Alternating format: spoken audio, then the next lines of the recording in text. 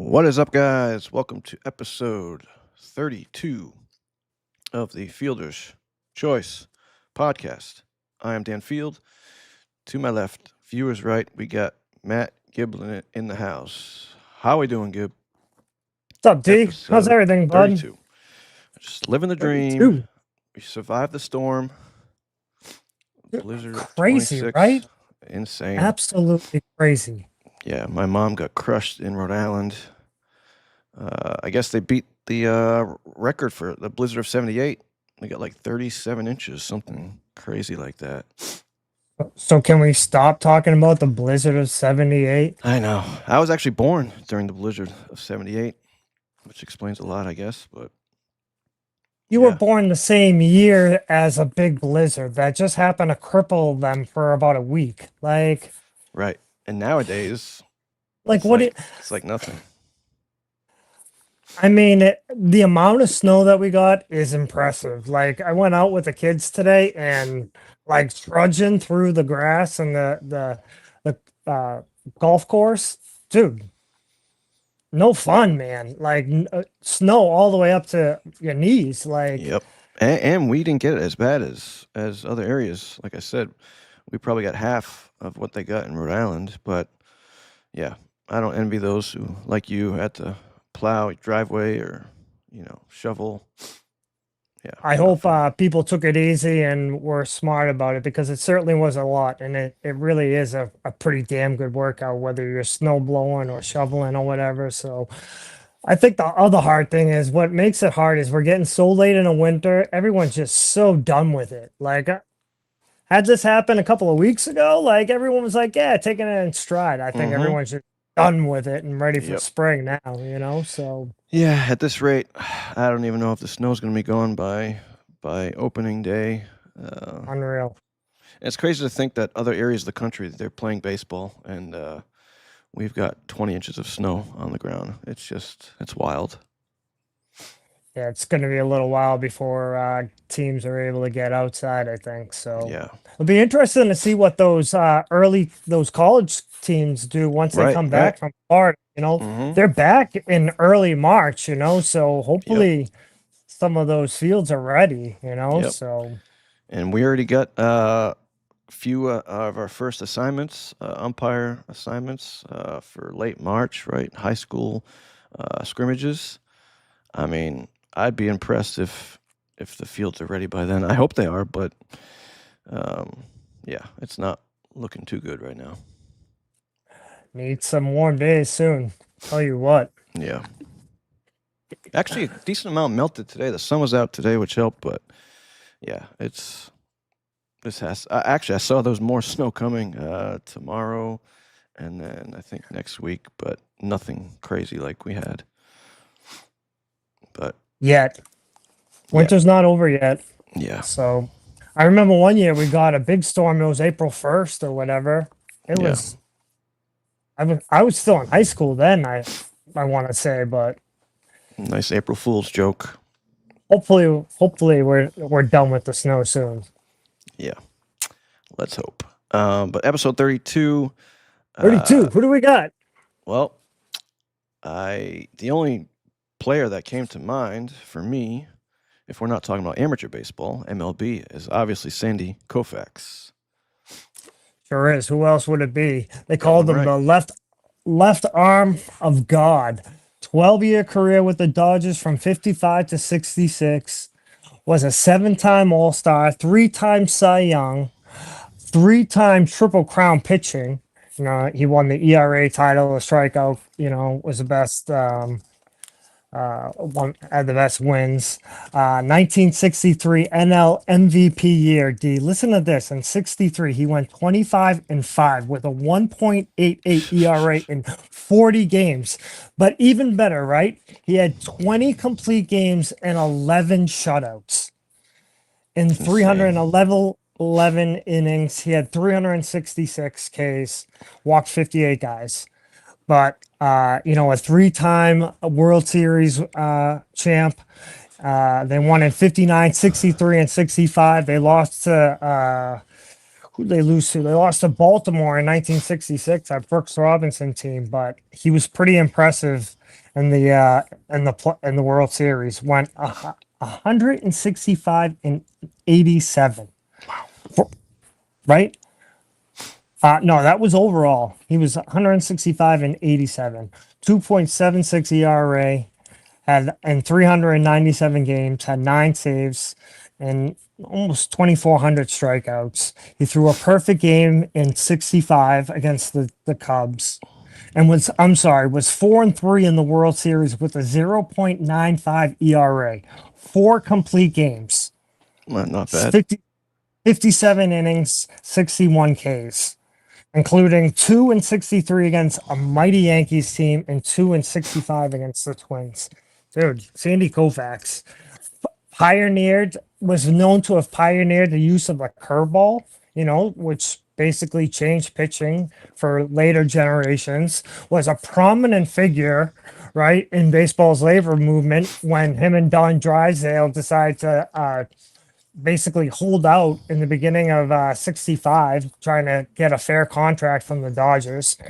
And actually, D, what I found out, right, sat out game 1 of the 65 World Series because of Yom Kippur, was a big Oh, advocate, I forgot right, he and was was Jewish. huge, Yeah. yes, for Jewish representation in baseball. So, man, one of the best. But 32, I couldn't think of anyone in our league that wore it, man. I looked and looked at some of my old teams and I just think that's really couldn't find any. Jono's number. Oh no. Yeah. Yeah, was hoping to try to find someone, but Let me ask you, you think he has those same numbers this day and age if he were pitching in this era?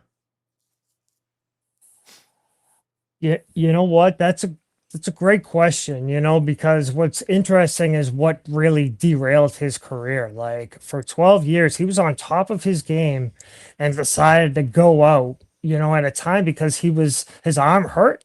And he complained about he couldn't even had use of his arm. He had to they were basically drugging him up with so much cortisol and everything before pitching in World Series games. He was infamous for retiring at such an early age and saying, I'd rather have use of my entire body than kind of give it all for maybe winning one more game.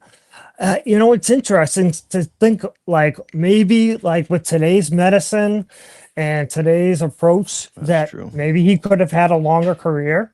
Maybe they would have helped, trainers and even just modern medicine would have helped him understand what he had to go through to get through the endurance of a season. It'll be interesting to see how long like Skeens and those guys last, how hard they throw Right. Yeah. but it's a different generation of pitchers. It's a different It sure generation of is. hitter, a different generation of pitching. I don't, man, I'd like to see it because, man, he was one of the best. I know there's a video you wanted to watch on Sandy It's, Koufax. it's just interesting to think would he last in today's game? And would he have jumped on the steroid bandwagon like If everyone if he else? picked if he pitched during that time, you know what? His morals tell me that he probably would have shied away from that. D. To be honest with you, I don't know if he would have done that. It sounds But like a you know stand-up what? guy. I mean, But there are others that are on that list that, you know what? I'm sure that they just did at the time what they thought was right to keep up with whatever the top competition was. Right? You do what you need to do. and they did. They did. I hope baseball takes a hard look at that whole era a little harder than they do in future years. Yeah. Because to just erase it and not acknowledge it is a shame. Agreed. Agreed. But But tonight, yeah, I just realized you have your Spartans shirt on. that's right. That was obviously intentional for That was intentional. our guest tonight, who's used to being on the other side of things. He is the producer of Between the Lines podcast. He has been playing in the BMBL, Boston Metro Baseball League, for a number of years. I know he took a few years off. He had a baby boy, took some years off to tend to him after winning, 3 championships with the Spartans. All right, ladies and gentlemen, welcome to the show, Mr. Chris Curran. Hello, what's going on, everybody? Welcome to the show, Up, buddy. CC? Good to see you, bud. Hello. Have you on. Nice How does seeing it you feel guys. to be on the other side of things? It's always different. I'm usually the one asking the questions. I think that portion's a little bit easier in certain ways. You get to spend the time coming up with the questions, but when you're on the other side answering about them, it's that part's pretty fun too. You always wonder if somebody wants to hear your story or if it's going to sound interesting, but baseball's baseball, so. Well, I don't know if anyone wants to hear Gib and I's story, but I'm sure they'd like to hear your story because you certainly made it a lot further than us when it comes to baseball. But actually, if you could just introduce yourself to start, and then we can get into your baseball experience. Yeah, I'm Chris Curran, or better known as Brian Curran's little brother. That's how I like to see it when it comes to baseball, anyways. And I mean, if you haven't noticed, I'll be one of the first ones to say that Brian's a lot better than I am. Oh, You Um, guys are both I pretty just, damn good. yeah, I'm lucky enough to play center field, so I get to run around. It looks good because I'm fast, but no, it was just very simple. I loved baseball from the beginning. Um, I've done it since I was 6 years old. And I was very fortunate. I have 3 older brothers, right? So none of us ever had to be talked into playing baseball. It was just something we all did because our brothers did it, right? So still playing today. Took a little bit of a break. I know we'll end up talking about that as well, but finally back at it. And honestly, it's only because of Brian. That's cool. So Yeah. yeah, I only play baseball because Brian asked me to. So wait, you have 3 other brothers, or there's 3 of you total? Yeah, so I have 3 older brothers. I'm actually Oh the shit! baby. Wow. Yeah, yeah. So my brother Matt's 2 years older than me. Brian's 2 years older than him, and then my oldest brother Brett is 2 years older than him. So there's a Wow. 6 or 7 year age gap between me and the oldest, essentially. Damn. God bless your mom. Yeah, yeah. All baseball, all troublemakers, but yeah, we always have those conversations about who the best one was. I'm sure there's a lot of competition. You know, definitely not the oldest one. So did they play ball too? Brett and sorry, I forget the other Yeah, so brothers. yeah, Brian and Matt. I Brett, mean, obviously you guys know Brett and Brian, Matt. but Yep. everyone played baseball. Um, yeah, Brett played at Stonehill. Brian, obviously, everybody knows UMass Boston, Massasoit. My brother Matt didn't end up playing college baseball. He's one of the ones that we deem as one of the best in the family. I Oh, still question that. I think Brian was the best in the family. wow. Um, and then yeah, so we all grew up in Brockton. I played at Brockton High School like the rest of them, and then I ended up going to Miami-Dade to play college baseball. Sweet. that, was that Coach Foraker? Was that who was still there, Brett?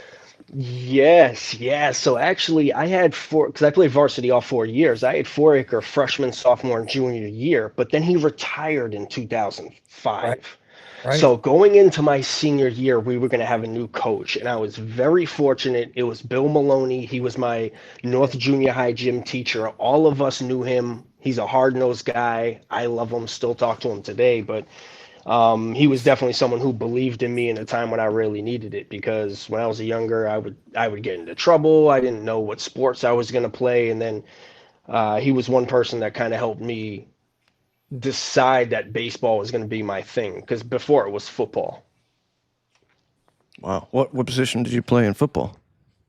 So I played kick Rec- return, punt return. like, I used to play safety until everyone actually grew up. So I never grew.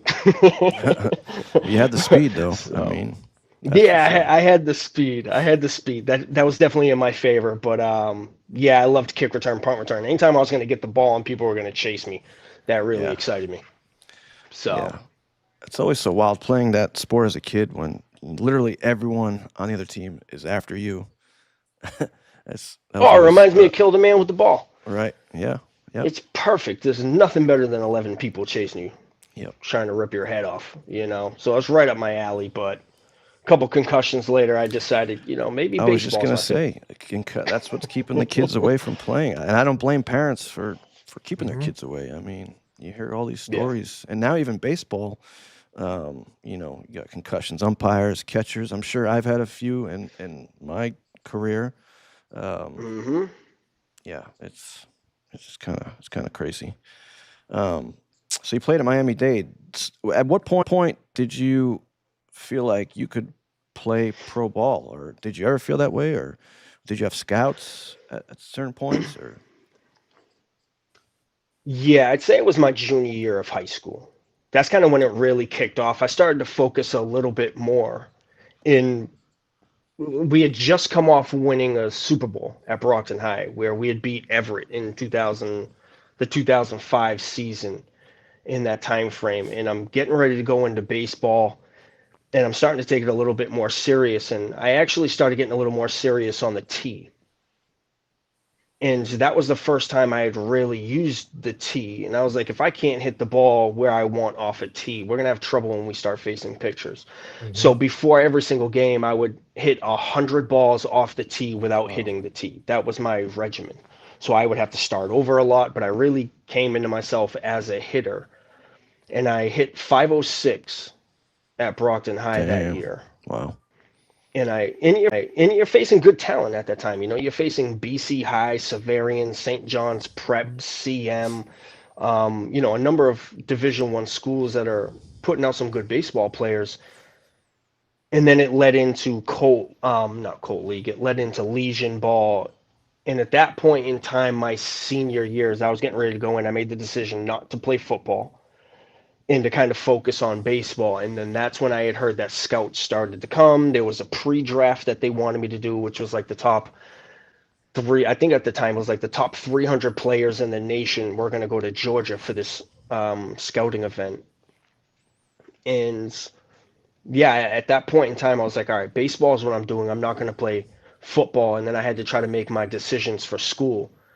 So, my senior year early signing is in November. So I had flown around and gone to a bunch of different schools. Like I went into Miami, check out some schools, and I landed on Barry University.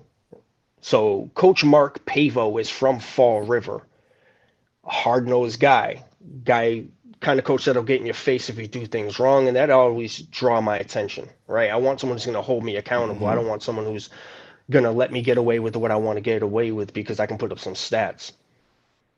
Um, and actually, come probably May or June, I didn't have the grades to get in.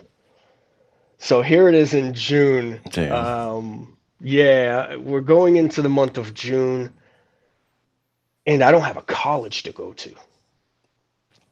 So he ends up hooking me up with Miami-Dade, which is like a brother school of theirs. He's like, get your grades, you can transfer, and then we'll work on things from there. And I fell in love with Miami-Dade. yeah. I'm sure the weather was much not like what we see out here today. Yeah, yeah, it Miami's was a little beautiful. different. We were playing games on December 16th, and then I flew out here on December 17th into snow, and then I flew back on like January 5th, and we were back on the field by like January 8th. It's crazy. I mean, yeah, being able to play ball all season long will always do it. But what Hmm. was it at Miami Dade that finally pulled you in? Was it a coach? Was it? So I'd always told myself at high school there were a couple different things that I wanted. I wanted to be drafted out of high school. I wanted to receive a letter from the Red Sox, or I wanted to play college baseball in Miami. Um, I never received a letter from the Red Sox. I was undrafted. I had tendonitis my senior year, so I was just visibly wearing a brace on my arm, and I had the opportunity to play in Miami. So I took the chance, went there. I didn't know anyone in the state of Florida. The baseball was good, and I always told myself that I would rather fail in Miami than be successful up here. So if I have to come back here, you know, and say I didn't make it, that was going to be fine with me. I didn't really care. So, but the team was good.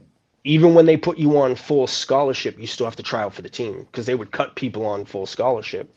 Wow. So the way I remember it, I don't know how true it is as I try to talk to friends, but I think I was the only undrafted person there during tryouts. Damn. And the goal was just make the team. Make the team. Sure. Yeah. You know. Wow. So, I mean, did you feel like you were in a spot where you could potentially get drafted? Did you play center field? Was that always your position? Yeah, so that's actually a funny story a little bit later down the line, but I'd originally started out as a second baseman shortstop early on, and then Joe Healy, who was my pony league coach when I was 13, he was like, "You're not going to be playing infield. You're going to be playing center field." So he actually took the chance and moved me. Wow. And from there on out, I had played center field. The only time I played left field was freshman year of high school because my brother Matt played center field. Yeah. And he was a junior. He was expected to be the team captain his senior year, my sophomore year. So that was the only time that I had played left field leading up to that point. But yeah, Miami-Dade, I tried out, and my freshman year, I was going up against a kid who I think it was the MVP the year before at Brevard, and they got him to transfer. Ooh, there you go. Yeah, so he transferred to Miami-Dade to be their starting center fielder, and I won center field. There you go. I mean, that's one way to win it, right? But I also think he was drafted as my backup. Oh, I think it was one of okay. those situations. But he was a baller. CC, you're also a lefty though, right? Like, I mean, you played short and second for that long. No, But you so throw I'm right. You throw right. correct. I'm You bat. I'm ambidextrous, but I hit Oh wow. lefty. Oh, I didn't know Yeah. that. So we were joking earlier about the kinetic arm, right? Yeah, yeah. And Right. I was like, I need that thing. When Brian's like, just throw lefty. Wait, but you throw right-handed. You were his teammate, Gib. You don't remember what hand he threw with, or Yeah. did you throw with both? I I would remember throw, you playing. I remember you yeah, playing center as a lefty, right? yeah. I had gone out there both from time to time because we used to. That's wild. Gib knows this. We used to smoke teams. I so, was one of them. so I'm like, I'm gonna go out there lefty this inning. That's fantastic. Oh man.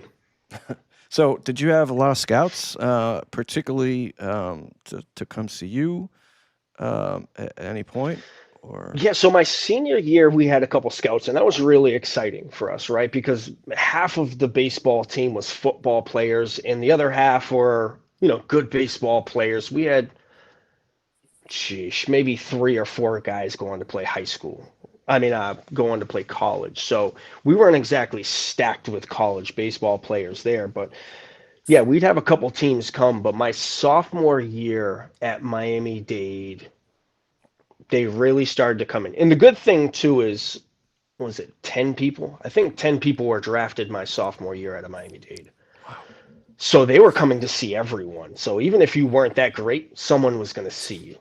Yeah, so my freshman year we had 5 people drafted. My sophomore year we had 10 people drafted. Wow. Yeah, it's literally just a baseball factory. People would transfer from to go to Miami-Dade so that they could get drafted their sophomore year instead of waiting for their junior year. Wow. So, yeah, I think it was. I tried to look back at some of it, but I think I had filled out like 23 questionnaires from professional teams my sophomore year. And originally, the main interest came from the Cardinals. So I want to say this was day one was round 1 through round 5. And then round 6 and on was on day 2 type of thing. And I had talked to the scout at 10 o'clock at night on the first day, and he was like, hey, are you going to sign? We're going to sign you the first round on day 2, which would have been the 6th round. I don't want to waste my pick on you. I need to know that you're going to sign. I'm like, yes, if you draft me, I'm definitely going to sign. Don't worry about it. He calls me an hour later at 11 p.m. Are you sure you're going to sign? I'm like, I am signing. Call my name tomorrow. I'm in. Well, the day comes. I'm hanging out with my buddy at his house, and he's waiting to be drafted as well. He's like a 6'3" pitcher, 240 pounds. He was drafted in the 10th round at a high school, didn't sign, and then went to Miami-Dade to be drafted higher. And the 6th round comes, nothing. I'm like, all right, maybe someone fell, right? That's typically how it works. And then the 7th, the 10th, the 15th round. By like the 17th round, me and my friend weren't even paying attention to the draft anymore. Wow. Like Wow. we were so disappointed at that point in time. So he lied. They lied to you, or did what you say happen? People. I think someone slipped in the draft, right? So, Yeah. you know, if they so essentially if they wanted to pick me, but a pitcher that they wanted wasn't selected by a team prior, they're like, we Got have it. to grab that pitcher. Right. Right. Right. That's typically how it happens. And as a 5'7" center fielder, it's probably Yeah. going to happen to you more often than that. Oh, that's Chris so brutal Sale. to get your hopes up like that, and Oh, and, it crushed me, man. and did that Like, come with like a guaranteed contract? Like what? Or did you so I know mean, what? you'll probably hit at that point in time, maybe around like $150,000 for a signing bonus. Which not bad My to play guess. baseball. Yeah, it's not that bad from someone who would sign for a peanut butter and jelly sandwich out of Brockton, right? It was for me. It wasn't truly about the money. I just wanted to be picked and start my career. Yeah. Yeah, and when my name was called in the 22nd round, I was giving a buddy a haircut while he was playing Grand Theft Auto. That's awesome. That's awesome. And my name popped up on the screen as second baseman. A second baseman. Yeah, and he was like, he was like, man, you don't play second. I was like, they had to have put the wrong name. Fair Get And the enough. then, right Chris guy. Curran. Yeah. yeah, like 15 seconds later, I got the phone call from the Nationals about them picking me. And I found out quick that it was a business. So when you report in January, so I had reported maybe January 5th, June 15th. You essentially practice for like 2 to 3 weeks before your first game in rookie ball or short season. And I spent like 20 days at second base. The 21st day, they moved me to center field, and I never played second base. Wow. So you never said anything like I'm actually an outfielder. You just did what they told you to No, do. because like, yeah, they're gonna draft people and move you around as they Right. want. I Right. saw it as an opportunity. They had told me it was because of like we put in a resemblance with you with Dustin Pedroia in like 2007. They had just won, and he's winning all these awards, and I was like, all right, that's one way to look at it. No pressure. I'll take the opportunity I can get though. If you wherever you want me to play, I'll play. I mean, not that different from Mookie Betts, right? He gets drafted as a second baseman. They No, throw that's him true. out, they throw him Yep. out at right, and look at him now. Like It's amazing. He Yeah. can play anywhere. Yeah, he's a stud. he won a World Series in right, won a World Series at second, won a World Series at short. So glad we get rid of him. So Yeah, glad. yeah, that was a good call. Yeah, Terrible.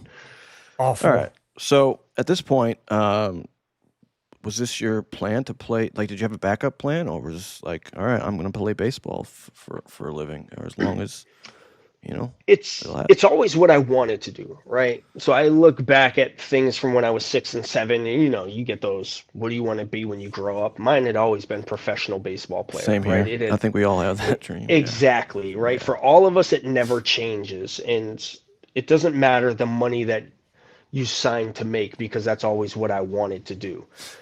The trickiest part for me was what do you do when it's done? Yep. Sure. That's what I found out. And then also once you get in there, what I found out too is like getting drafted is the easy part. Staying there is the Yep. difficult part. Yep. Because every year you had 50 to 60 new people signing, you had free agents, um, people signing from different countries that don't go in the draft. And then you have signed free agents, trades. So every year you have about 100 people trying to take your job. It's crazy. And like you Yeah. said, quickly realize it's a business, and Yeah. for someone that wants to be a professional baseball player their whole life, and then to quickly realize it's all about the money. I mean, it has to be kind of take a step back and be like, "Is this something I really want to do? Like, was this the dream that I, had envisioned?" Oh yeah. You know? Yeah. So then, I think there probably is some like Wizard of Oz. Once you see the man behind the curtain, you kind of understand what it is a little more. But like, Hmm. Cece, that's got this sucks, man.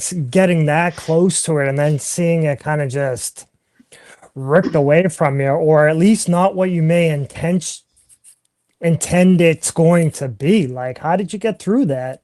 It's a lot of resilience and Yeah, and that literally started 3 weeks. Not even. I mean, if you count the draft process, that's when it kind of starts. But I had a lot of people telling me that that's what would happen, right? That hey, just because someone's telling you top 5 or top 10 rounds doesn't mean someone's going to slide. Keep that in mind. So if someone's telling you the 5th round and there's a possibility of a slide, you could go in the 10th or 12th. So there was always an understanding that you're being told the 6th is probably not going to be the 6th, but to have the 22nd, it's weird to say in that.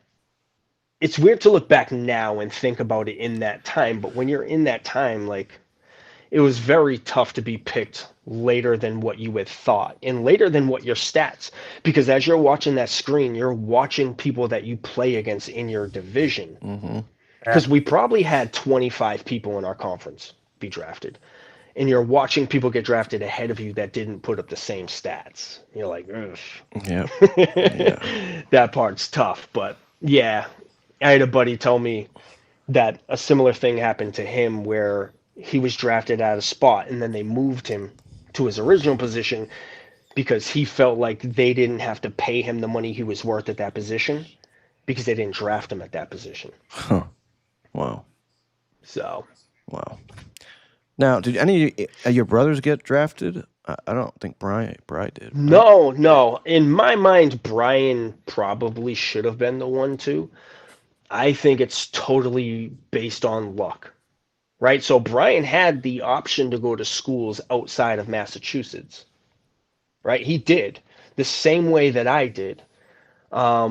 Now we both have our different reasons for going where you decide to go, and I took the chance, and it leads back to me saying that's why I think if you have to pick a baseball player for your team, and it's between me and Brian, you have to pick Brian because he does more, right? He plays every spot on the infield. He can play outfield. He pitches. He can hit anywhere in the lineup where I'm a little more limited, right? Like I play outfield and bat leadoff. Well, I'd gladly take either So, one of you. And in fact, we've tried recruiting Brian on our team, but most of our games are up north, Very Somerville, hard. and yeah, he's yeah. down south, as you know. So we tried. Yeah. We tried. Yeah. So yeah, in my mind, Brian has the skill set based on what I had seen and the consistency within his game that he could have. I think he could have been right. That's my opinion. He's also my brother, but you know, Did he want to? Did any of your brothers kind of want to? oh, I mean, Brian definitely right. I think my oldest. I don't know how much he was into baseball. He was really good. Um, Matt had a tough time staying on the field, right? Staying to the game, staying focused, and that kind of stuff. But Brian was always there, right? I literally think it was maybe the difference of the school choice or certain things that maybe led to a different path for him than it did for me. He was always the person I looked up to baseball wise, and I still do. Any team he plays on, I'll play on that team. you know? I don't blame you. Yeah, anytime he asks me, I'm like, yeah, I'll play. Yeah, we learned that you'll be playing on an opposing team on our last podcast. That was difficult to hear, but it'll be fun playing against you. Oh yeah. Yeah, I'll give it a shot. Oh, We'll see give it how a it shot. works out. Coming from the guy who wins, hasn't played in what 4 or 5 years, and then you come back, you play in the MetroWest with the Orioles, and you win the MVP. I mean, that had to feel Love it. pretty cool, considering you hadn't played in what 5 years. Yeah, yeah. So I haven't played since 2019. So I had taken like a full 5 years off. Um, but I still think that that was kind of lucky, right? That I've been very lucky in my baseball career with how that actually worked out. And I say that because like there's an accumulation of I think how it worked. But when I look back at the stat line, if that's how people want to judge most of the awards that do go out, right? George Sergi had the same batting average that I did. Chris He had a Dean good year. had, yeah, he had Chris Dean had more RBIs than I did, right? I was tied for triples, tied for home runs, and both Brian and Sergi had higher on base percentages. I mean, that whole team is stacked. So when you read like, and I'd rather lead with that, but I led in a couple categories. But I think my defense definitely helped me um, win that, win that award. Yeah, yeah, you had a hell of a season. I wish that you guys they'd add. I know Chris Curry's trying, the commissioner, to add more teams, Hmm. more competitive teams, because I'd like to see. I know you and the Cardinals pretty much every year, but I would like to see a couple more teams added to give you guys a little bit of a run for your Yeah. money. But yeah, I mean, you guys, that team is pretty stacked. Well, I hear the 38s are. I It's you know, competitive. people might be upset when I say this, but I don't really care. I hear the 38s is better than the 28s, like the entire league I've in always general. Like not well, just the All-Star game or anything like that, but I hear the league is better. so I've always felt, and I'm on the board, so I don't care either. But I've always felt, and I've said it out loud, that the 38s was better than the 18s. But I do believe the 28 plus Boston division, not the Metro West. I think that's the best Hmm. division talent wise, especially this past season. I mean, there was so many good teams from top to bottom. Any team really was capable of winning it, and it's only getting better every year. And for that league to continue to grow, when you're seeing a lot of these leagues, the Yucky League folding, and Yeah. but the 28 plus division, yeah, that Gibb, I think you can attest. He umpired a lot of those games, but um, yeah, I think 28s and then 38s. It's quite a unique perspective, at least I've gained over these last couple of years, and just seeing it and understanding the whole dynamic of it. The league is in great shape. It really is, and it is one of the premier leagues in the city right now. There's no doubt about it, and for good reason. There's been a lot of great work put in by a lot of great guys. So it's really no wonder why these leagues and these teams want to play with us, and Hmm. it's across the board. It's the amount of talent that's playing on all the teams. It's not just one or two. It really isn't. There are a ton of very, very good teams. And that team that you just joined now just got significantly better. It's going to this next year is going to be a lot of fun. CC, Yeah. it's one of the things I remember about playing with the Spartans. Every single game that we played, we were facing somebody's number one. It used to be Yes. like that. The talent used to be a little leaning towards the 28s, but in the last couple of years, it's definitely shifted. And that's not a bad Yeah. thing. That's not to say that the 28 is any worse, because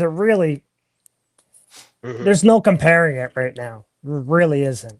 So you had talked about being able to see it from kind of a different lens, not only just as a player, but as an umpire now as well. Um, so for you guys, what was that transition like? Is that difficult if you're umpiring? Are you umping those 28 games? Yeah, I did actually quite a few this past year. It was a lot of fun, especially now just being a couple years removed from not playing in it.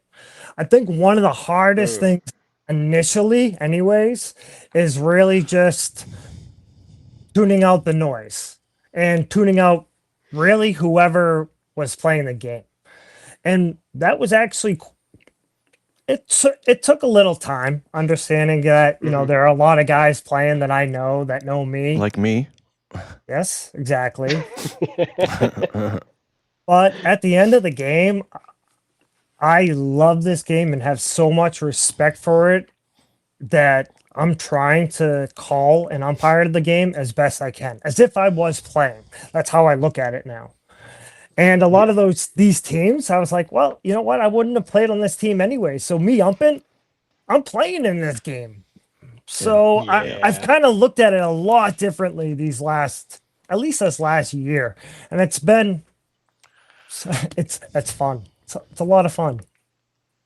Yeah. And for me, and by the way, I love that you ask us questions because Yeah. I feel like we don't get to tell our story very often because we always have, guests on talking about their story. But Hmm. for me, I never thought I would umpire in a million years. However, in college, I did ref like intramurals. I think I did volleyball, maybe softball.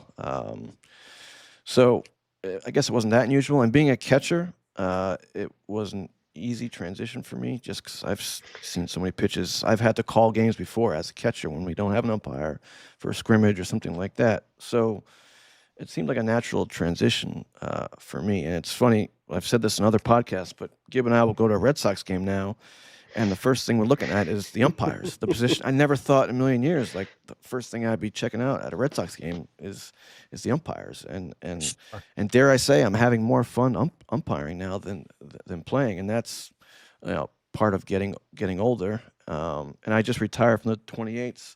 I figured to go out with the bang with the championship. So now I'll get to umpire Hmm. in that division with Gib. But it is weird umpiring, guys that but you just kind of have to clear that all out and you They're know the mechanism. clear the Yeah. I mechanism. mean, you guys are calling the game as you see it, right? Most people are going to understand baseball guys. That's going to be one of the most important things, anyways. But let me ask you this now, Dan, because that's an interesting dynamic right there. Hmm. Because you're used to being a catcher that talks to the umpire, right? Yep. Not necessarily to get some calls, but maybe because you get that inch off the plate, right? We all know how it works, right? We've all had great catchers, not great catchers. I've been in the batter's box and I've heard catchers arguing with the umpire. And I'm like, Yep. It's not. you're Yeah. not hurting me, my friend. You're hurting yourself. Are there particular things that you might be looking for from younger catchers? Or is there a piece of advice that you would give younger catchers in building some kind of rapport with an umpire like yourself, as you once had to do? Yeah. I mean, it's funny because when I ump like the youth games, high school, JV, like they have no idea that I'm a catcher, that I still play in a men's league. Sometimes, if I'm shooting the shit with them, I'll let them know. But it's also helped me because, I know all their secrets. So if I see a Hmm. kid that's clearly trying to frame the ball, he's doing me a favor by letting me know that, well, that was clearly a ball because if you're there trying to frame it, well, I know you're trying to take a ball and make it look like a strike because I've done it Yeah. for the last 20 plus years. So it's almost like, well, thank you for giving that away. I appreciate it. But for the younger guys, I do try and help a little bit. As an umpire, I don't want to give too much advice, but Hmm. I've been catching for so many years now. It's hard to keep my mouth shut when I see kids. They still got like the hand behind the back or little league style, and it's like Yeah. you know and so badly I want to correct them. And what's so frustrating is that you get so many coaches that just don't know how to coach. They're just there clearly to collect a paycheck and Mm. go on their Hmm. way, and it's hard to see that. And I feel like there's more of those coaches these days than there are like good coaches that like you talked about that you had Yeah. and I had when we were growing up playing baseball. But I feel like those types of coaches are few and far between these days. So any help I can give them, if they'll even listen to me, I'm happy to do it. But yeah, No, that's awesome. Yeah, that would be tough for me as an umpire to not try to give sound advice to baseball players that Yeah. because you're going to see the good ones, right? You step on Hmm. that baseball field, they see you as an umpire, but you're like, I've been playing this game longer than you've been alive. I Yeah, and can they can usually kind tell. of I can tell what kind of baseball player you are very quickly. If you're a team Right. guy, if you're selfish about yourself, you're always going to want to help out those team guys that are just trying to do right because those are the guys who are typically going to stay in baseball the longest. Hmm. Yep. Like Gibb will anytime it's a foul ball, whatever, he'll fire the ball back to the pitcher. Like this kid's like 12 years old, and Gibb just humchucks at him, and the kids are all like, "Oh my god, he must play baseball." And so Every time. yeah, like That's humchucks it. awesome. Yeah. So I mean, they can tell, and I think they appreciate like the younger umpires that they can tell still play the Yeah. game. And I had another question for you guys too, because like Love it. I love it. you guys have moved around a little bit, right? So like back in I don't want to date it, but it's like the '08 to 2010 time frame, like you guys played on the Tigers together, the Muskrats, and then now Somerville, right? So you guys have kind of traveled this baseball journey together. Um, did you guys both become an umpire around the same time? Did you like, hey, what do you want to do this off season? Was it something like that? How did that come about for you guys? Well, it's funny because I had the idea of doing it, and I had no idea that he started taking the class. So he's like, "Oh yeah, he's got certified Uh, to be an umpire." I was like, "Oh shit, why don't you tell me?" Because I was thinking about doing it. So We him did doing it, talk about it. we did. Oh, but I don't think I knew that you were actually going through with it for some reason, unless I just wasn't listening, which happens. But and then once I realized he did it, I was like, gave me incentive. To do it as well. And I don't know if you remember Alberto, the umpire Alberto and mm-hmm. Bappo. They always worked games together. And now people call us the new Alberto and Bappo of the league because they worked so many games together. So yeah, in a That's million cool. years, I never thought we'd be umpires. It's It easily has been one of the best parts about this is being able to partner with D. Like it just made it a lot more enjoyable. We know kind of each other's habits or where maybe he may need me. And that kind of trickles down to like being partners with, different guys, Mm-hmm. multiple times too. It makes us better as partners to other people, Yeah. so but being able to at least work with each other so often, it's been fun. No, that part's awesome because you guys are baseball brothers, right? Essentially, that's how I am with Brian. Anything we typically do, like me and Brian we've worked at multiple baseball facilities, coaching, training AAU players. We help out with whether it's things in the town, played on multiple teams together, just all that kind of stuff. So you find someone that you're going to share this baseball experience with, right? And it's not everybody. Uh, Mhm. that's one thing that's really cool because you guys have different backgrounds of like where you're from. Like Gib, you went to like Norwood, and Dan's from Cranston, Rhode Island, right? you did your research. Yeah, Hey, so I mean, not all of us are as smart as Gib going to Harvard Extension. You know what I'm Harvard, saying? Harvard kid. but no, that part's really cool because now you guys are learning the umpire phase too. It's a It's a whole new completely world. different way to look at. It's such Yeah, a it's different like world. it's reinventing baseball for you guys essentially. Yeah, sure yeah, has You know? in a lot of ways. Yeah, yep, yep. we say it all the time. We wish we did it earlier. I would have been a far nicer ball player. Yeah, yeah. It's like I've always said because I used to, work in the restaurant industry as a waiter, and I've always said, and I think other waiters would say this too. Everyone in their lifetime should become a waiter just to know how to treat people, like how to tip. I Mm, say the same thing with players. You should, umpire at least one game, and I think it would change your perspective uh, on umpires. Um, yeah. yeah. Yeah, it'll add some truth to your game because no matter every call you make, 50% of the people there are typically going to Yep. disagree with you. Yeah. You can't win. right? You can't win. It's you've missed these last 3 calls. And it's like, I haven't. But now you got it in your head that I'm working against you. Right. Yep. Right. Yeah. So when's it going I to be the next time that you yell at me? Yeah, I got to, even if I give you the next 4 calls and the fifth Yeah. doesn't go your way, I'm going to Yeah. hear it. I never give umpires crap because one, they're never going to change it. Two, most of them are trying to do the best job they can. And three, if you're making calls against me because in some way you're involved in this game, that's a lot. You know? Yeah.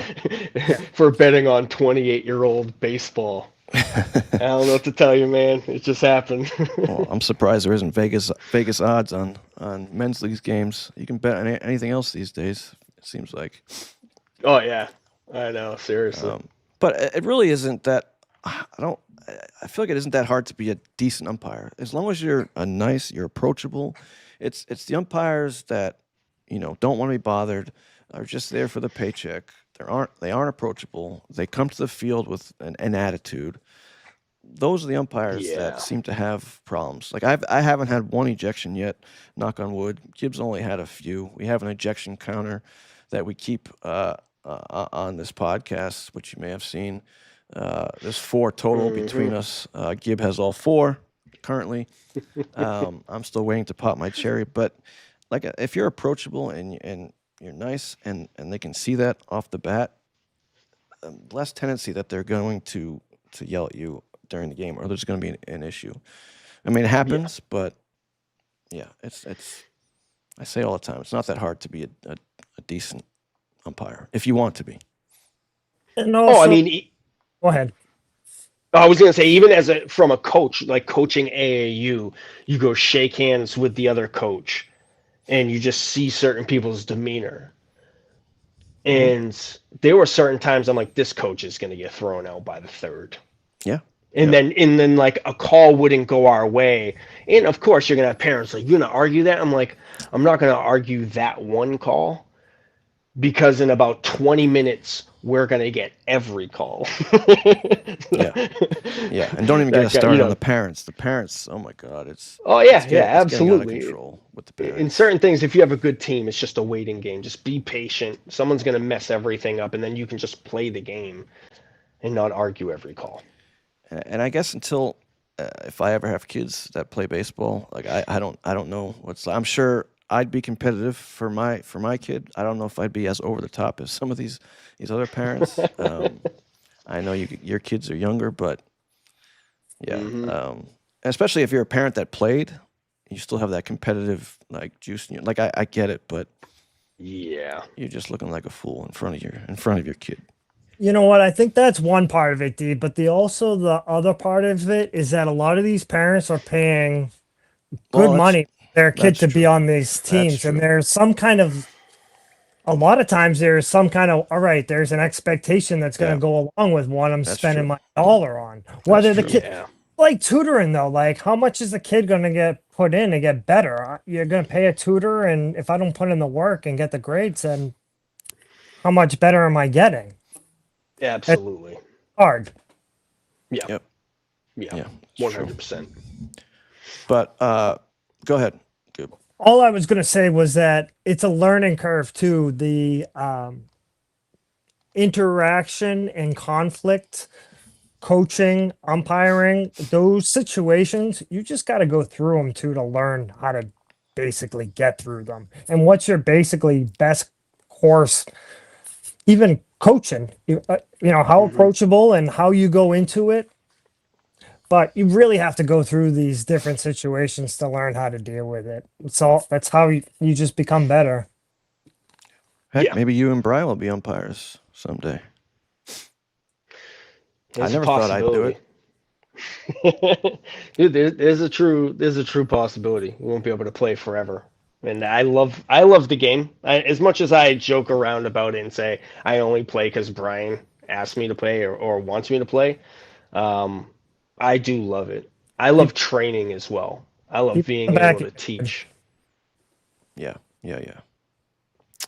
Speaking of Brian, I know we spoke about him a lot, and I know you credit him for the reason why you came back. And I know that Bry doesn't really talk about this story very much, and I can understand why. I think he's been very humble about it.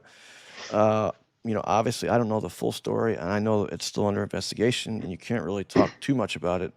But I know that he went through, had a very bad work incident to the point where Hmm.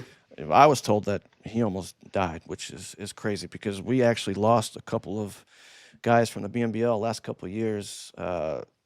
Last 2 years. There was a Yeah. work incident. We lost someone, and then we had another guy pass away who was like our age. And then I heard about his situation. I'm like, holy shit! Like not Bry. Like that's. And then for him to come back from that within a year and see him back on the field was just crazy. And I know you Yeah. can't talk too much about it, but I was curious, as a brother, what you were going through when that all happened. Yeah, it was crazy. It was February 2025 that I got a text from my mom saying that Brian had been in an accident. And that was all the information I really got Ugh. at that time. So then I call her, she doesn't answer. Call her again, she doesn't answer, and I'm just kind of waiting around. And then I get a text from Jen, and she's talking about Brian's, he's at South Shore. They rushed him to the hospital, Dude, everything like that. So yeah, there was a work incident, and I don't know how much information I can give, which is Yeah, why yeah, I yeah. won't. But yeah, something had happened where he was trying to help out his team, right? It wasn't even necessarily his job, but he was trying to help out the team, and something had happened, and skull fracture, like everything you name it. And to this day, he's like partially deaf in an ear, Jesus. tough time with vision, and so much more. An entire side of his body was just broken down, dude. essentially. And yeah, he finished up physical therapy not too long ago, but he was cleared to play, luckily. Um, so that's where we actually got some of the games. And last year we had a bunch of rainouts earlier on in the year. So like the first month, I think we played one game, and he was still going to all the games, just sitting on the bench. He couldn't stretch, couldn't run, couldn't throw, couldn't do anything, but he was just there as part of the team. And that was one of the reasons why I agreed to join the team. Yeah, yeah. I Something think. like that, because yeah, you go to that moment where you're like, you almost lose your brother. Yeah. So you start to think about all the little times that you could be spending together. And Yep. baseball was always something for us where we would always drive to the field. And you have those talks, and you're driving home because I'm playing center. He's playing like third or short. Not Right. really Can't. talking during the Right. game all Right. that much, but Gibby knows this. We're the guys who show up and like, hey everyone, how's it doing? Oh yeah, how you doing? And we give everyone Yeah. hugs. Yeah. We're the corny brothers that are giving everyone hugs, asking you how your family's doing. The And best. yeah, I had missed it. I'd missed it for 5 years. Yeah. And I think his first game back was against us, and One of them. I got emotional. I know a lot of people didn't really know what was going on. He didn't really talk about it. I know he can't really talk about it, but I mean, Hmm. to come back, like I said, within a year from that injury was just impressive. And he went right back to being himself, doing what he does, pitching Yeah, like and I mentioned, he yeah. had higher stats than me in certain areas. So, and that's what I mean after everything, because that's still to remember. He went an off season without practicing. Yeah. This happens early February. So even at this point in time, if the guys have gone hitting, a couple times, he hadn't. So once he was cleared, he had to start from scratch. Like game time was time for him to get ready, Right. essentially. Crazy. And I'm sure So, one of his first thoughts was, "Will I play baseball again?" As would any baseball player's first thought be. hmm Um, yeah, yeah, so yeah, yeah, it changed a lot. It really did. yeah, But it's eye opening. Yeah, yeah, my yeah, my very brother's happy. just my brother was just in a car accident. Got hit by a guy who was either drunk or whatever. The car was totaled. My nephew was in the car. He was Dude. hysterical. Mm. Yeah, Gib, I don't think I told you this story. No. Happened last week. That's scary, man. Yeah, the dude was charged. And then apparently the guy's trying to say he had a medical issue, even though he got charged with the DUI. It's like, well, Yeah. clearly you were drinking. But yeah, it's scary to get that call, text message, whatever it may be.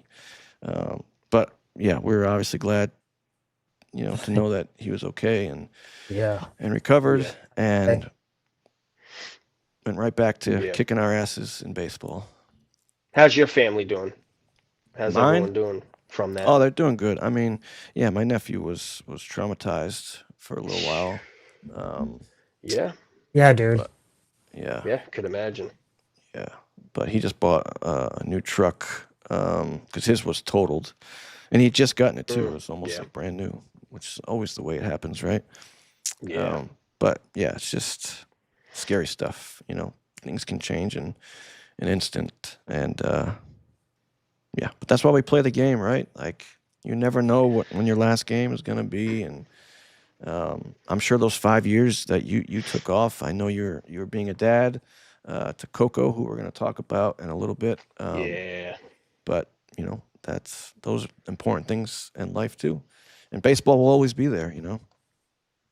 Yeah, yeah, there's a brotherhood behind baseball, right? That whether you're playing with your brother or your best friends, it's just something different, right? Something you can tap into. It's therapy, essentially. Because you got to ask at the end of the day, what are you getting from it? I put up a post the other day, kind of joking, of like, if you're playing for trophies at this point in time, you Yeah, forgot what yeah, yeah, baseball's about, yeah. right? And like for me, I'm not playing for the trophies. For me, my purpose has kind of changed now, essentially. So that's how I kind of look at that. I play because Brian plays. Yep. That's that's why I play. I So mean, I personally gave up on the trophies 19 years ago, and finally I yeah. got to win my first, which was which was nice. Yeah. But yeah, Yeah. it's not why we play.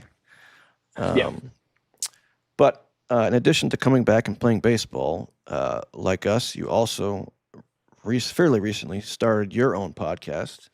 Um, and we're curious on what made you start that and how you came up with the name and how that all came about. 'Cause we must have both started around the same, had the idea at the same time, right? I think Yeah, so. so originally I delayed it. So originally I thought about doing it in 2017, 2018. And this is a cool concept that I believe. That was at the time I had an AAU baseball program. And the idea was, how do I sit and talk to my 15, 16-year-old baseball players about baseball, about school, about family, about those kinds of dynamics with the intent of maybe that's something we'd be able to give colleges, right? Oh, How do we hmm, condense something down to like a 15-minute clip that if they have to choose between you and another shortstop, what's something that you can present that they can't? So the idea was, all right, how do I find these local charities? How do I find these events that these kids and our players can sign up for? So we would do the Jimmy Fund and raise money, have cancer awareness jerseys. We did all of that. That was kind of the backbone of what it was. It was about giving, not just playing. So hmm, every year we would try to raise five, ten, $15,000 for Dana Farber or the Jimmy Fund, and just talk to these kids about what's going on, real life problems too, right? And just see how we could connect with them. And that was the premise of it. Was I got a bunch of baseball players that I can sit and talk baseball with. This is awesome. And I also thought it would be cool to be able to show their parents, right? So that their parents could show them 20 years later of what their 12-year-old was saying. yep. Sure. And at that time too, I was fresh out of playing baseball. So I'm like, I can talk to my big league friends, and talk to real baseball players. And then what I started doing with my AAU facility is I got sponsors from like Adrian Nieto. He was a catcher for the White Sox. How do I have him sponsor a player that maybe can't afford a glove? Brad Peacock was a pitcher, played for the Astros. He donated like 15 signed baseball cards, cleats, two baseball gloves, signed hats, and then Wow. what we would do is we would auction those off. Um, Whether it's on Instagram, whether it's through the baseball facility, and then we would donate that later on to either a kid who was with our program that couldn't afford to play or to a charity of our choice. So there was a lot kind of behind it. And then, life happened, kind of got away from it. And then I just finally decided to start it in August of 2025. And at that point, I was like, all right, I got to start this. I don't know what to name it. And I was just trying to think, and I was writing down names on a piece of paper. Um, and then it kind of stuck to me between the lines. I was like, all right, that's a pun, right? It's Hmm. between baseball lines, between the lines of life. This can kind of apply to anything that we're talking about. And I just stuck with it. And I was like, if I change it later, I change it later. But, let's just start. That was my thing. I didn't want to drag it on anymore. So Yep. Yep. I announced it on Instagram. And I was like, if I announce it, I have to do it. And Th- two there minutes you go. after I Yep. announced it, people Yep. were like, oh, I can't wait. And I'm like, oh, I don't even Now have I a gotta guest. do it. I didn't have a microphone. I didn't have Oh a yeah. camera. Yep. Yep. Nothing. I was like, Yep. let's give it a shot. Yeah. You know? It's wild. And coming up with the name, it's impossible because it's chances are that it's already been done. Like if you look up Yeah. terms or baseball terms, like there's another Fielder's Choice podcast somewhere. I don't think it's active anymore, but every Hmm. baseball term you can possibly think of, there's already a podcast out there with that name. I'm sure there's another Between the Yep. Lines, Well, somewhere that's the thing. That's why I put Between the Lines with Chris with Chris Curran. Carr. Yeah. So I had to. It's a long podcast name, but I was like, if someone Hey, else has this, it's got your name on it. what are you gonna do? Yeah. Yeah. How did you guys come up with your idea? Uh, Like, what was the name, and did you guys come together for this? How did that work out? yeah. So originally, I had a different idea. I wanted to do a podcast just focused on like the Boston Metro Baseball League because there was another league in Florida, MSBL team, that started a podcast just talking about that league. Giving score updates.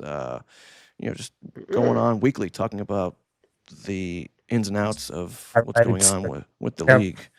Um, and there's also a lot of times pieces of drama that are going on that people may not know on the outside. It's trying maybe to try and give a little bit of a look on what happens on the inside from a board member's perspective. Not that we could tell all of it, um, mm-hmm. but then I'm like, well, how many people are gonna watch that? Yeah, people from the league, would be excited to watch that. And then I was like, well, why don't we just do a show about amateur baseball in Boston in general? So I had started a podcast with Omar Ortiz, who was a longtime member of the BMBL. I think we did about 20 episodes. Well, it was a long story with Omar and the BMBL, which I won't get into, but he went and started his own league, and the BMBL, being on the board, they felt it was a conflict of interest. Um, so I ended up leaving that show, but I Probably. wanted to keep. Go ahead, Gib. What? Probably was a conflict of interest. In a way, it was. I mean, it's a weird situation to be in, but you know, I'm preaching baseball. Like the different leagues. Like you have to have multiple leagues. Yeah. Uh, it's healthy for It the is, city, for the community. and Omar's crushing it. Yeah, I mean, he's doing a great job. He started his own thing, and happy for him. So I wanted to keep doing it, but I needed a different idea. So, obviously I'm an umpire, Gibbs an umpire, and we know Angie, who used to be on the show, she's a female umpire. So I was like, Hmm. why don't we do a show like, you know, talking about baseball, but from like an umpire perspective. I don't think anyone really out there doing that. Yeah. So that's kind of how it started. And she actually came up with the name Fielder's Choice, which is based on my last name, Fielder's Choice. Um, And but I came up with the three blind mics. So, three Yeah. umpires instead of three blind mice. We call it a three blind mics production. But unfortunately, she didn't have time to continue to do the show. So eventually, we'll have to Two come up blind with something. mics. Yeah, two blind mics. It's Still a Um, big blind. commitment. Still, oh my God, it's huge. Fair. You, I'm sure It's you've learned it's a huge commitment. Did you realize how much work it was going to be? no, no, not at all. Yeah. And unfortunately, you learn. I don't want to say unfortunately, but you end up learning as you go about some of Hmm. the ins and outs, which is what I admire most about what you guys do because you're typically doing it live and in releasing them very soon. Right. That's a real effort where so for me what I'll do is I'll record Every there's night, some by weeks the I'll way, talking about effort. That's insane. there's there's a lot of episodes, but I'll record 3 to 4 nights a week on It's average. crazy. But I only release one every Friday. So um gosh, I think it was like September 15th. I had already had episodes recorded up till New Year's. Wow. So the carryover was And that's the way to do amazing. it. Sure. Really. So I actually saw it pay back in the month of December when I took time off from recording. Sure. I Yep. could take 2 weeks off, and I still had so That, much content. The right. thing that you run into is like in March, you might see someone in the background with a Christmas tree. Yeah. Well. So Yeah. it later on, it won't matter, right? Because that'll Right. already Right. be Right. released. But I'm gonna get to a new schedule actually starting in March where I'm gonna release an episode every 2 weeks. And it's gonna Yeah. give me more time to process. And I'm also starting a short clip series that I'm excited about because that might be for people who aren't going to sit for an hour, 2 hours. It Right. might be, hey, I just want to talk to you about some middle infield stuff, drills that maybe we can pass on to the kids. Do you have 15 to 20 minutes? And then Yes. be able to Yeah. run through those so quickly and release them every Saturday Yeah. in Yes. between. So it Yeah. allows for some creativity in between. Yeah. Yeah. Yeah. I mean, we were getting exhausted doing one episode a week. You're doing 4 or 5 a week, which is Yeah, just there are insane. times I'm recording 5 a week. Yes. And you're doing Um, everything on your own, which is even more insane. But did you always want yeah. to do it yourself, or did you ever think about having another host, a co-host, or? I did. I had always thought about doing it myself because then I could control my schedule. Yeah. Right. That was always Yeah. the Yep. initial Yep. because Yep. Coco has different needs. So I didn't want to let anyone down knowing that I don't have a guaranteed schedule. I can only guarantee what I can, essentially. So I try to book my podcast for 8:30 at night around that time frame um, to ensure that he's asleep because he won't let me be on the phone or do anything when he's awake. Yeah. So it's Yeah. full attention when he's with him, and I Yeah. actually like it that way as well, right? So I don't miss any of the little moments. That's awesome. Yeah. But yeah, actually I saw you guys doing it, and that's why I had some of the questions too about the dynamics of you guys because it makes sense for you two, and I know Angie as well, but it makes sense for at least you two to be doing it because the balance is there. You guys have known each other forever. Um, like how do you guys decide on guests as well?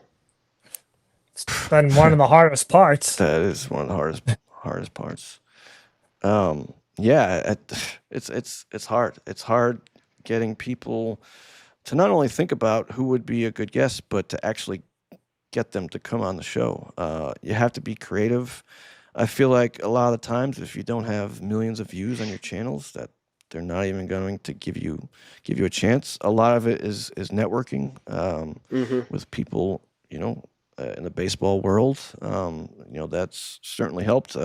I've had people approach me say, "Oh, you should have so and so on your. I can get you in touch," which is always great when you don't have to do anything. They come to you and suggest it.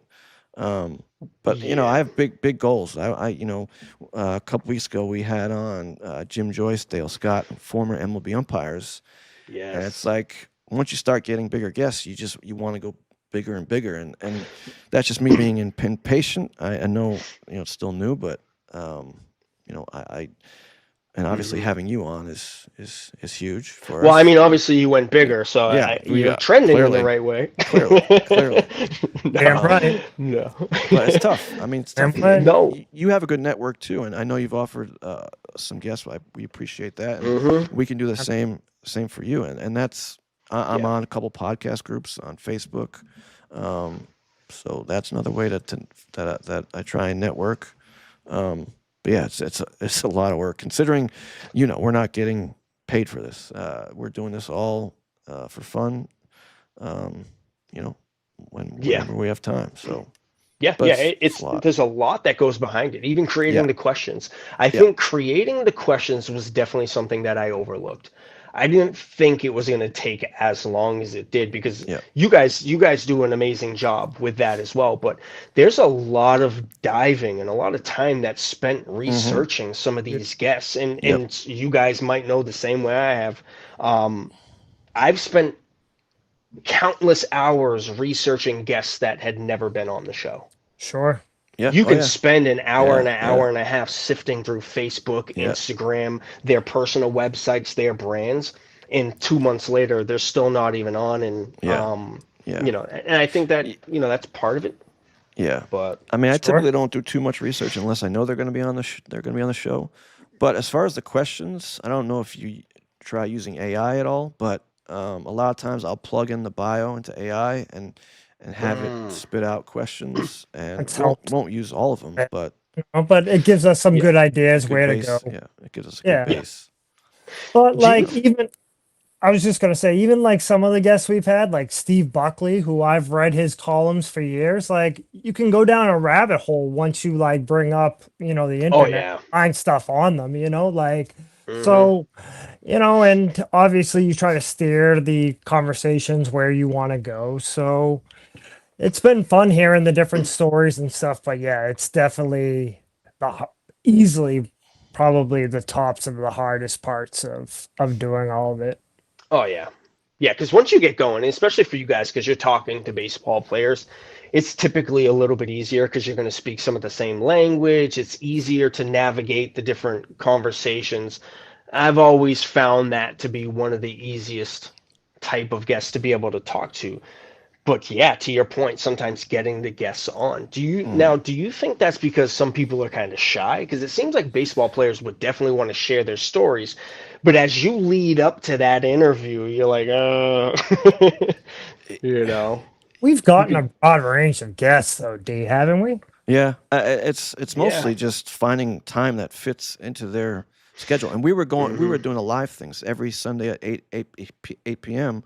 So if they weren't available at that exact time, so that was the reason why we're like, well, we gotta start recording so that way we can do shows whatever night works best for them and us, as opposed Yeah. to just limiting ourselves to Sunday nights at 8 o'clock.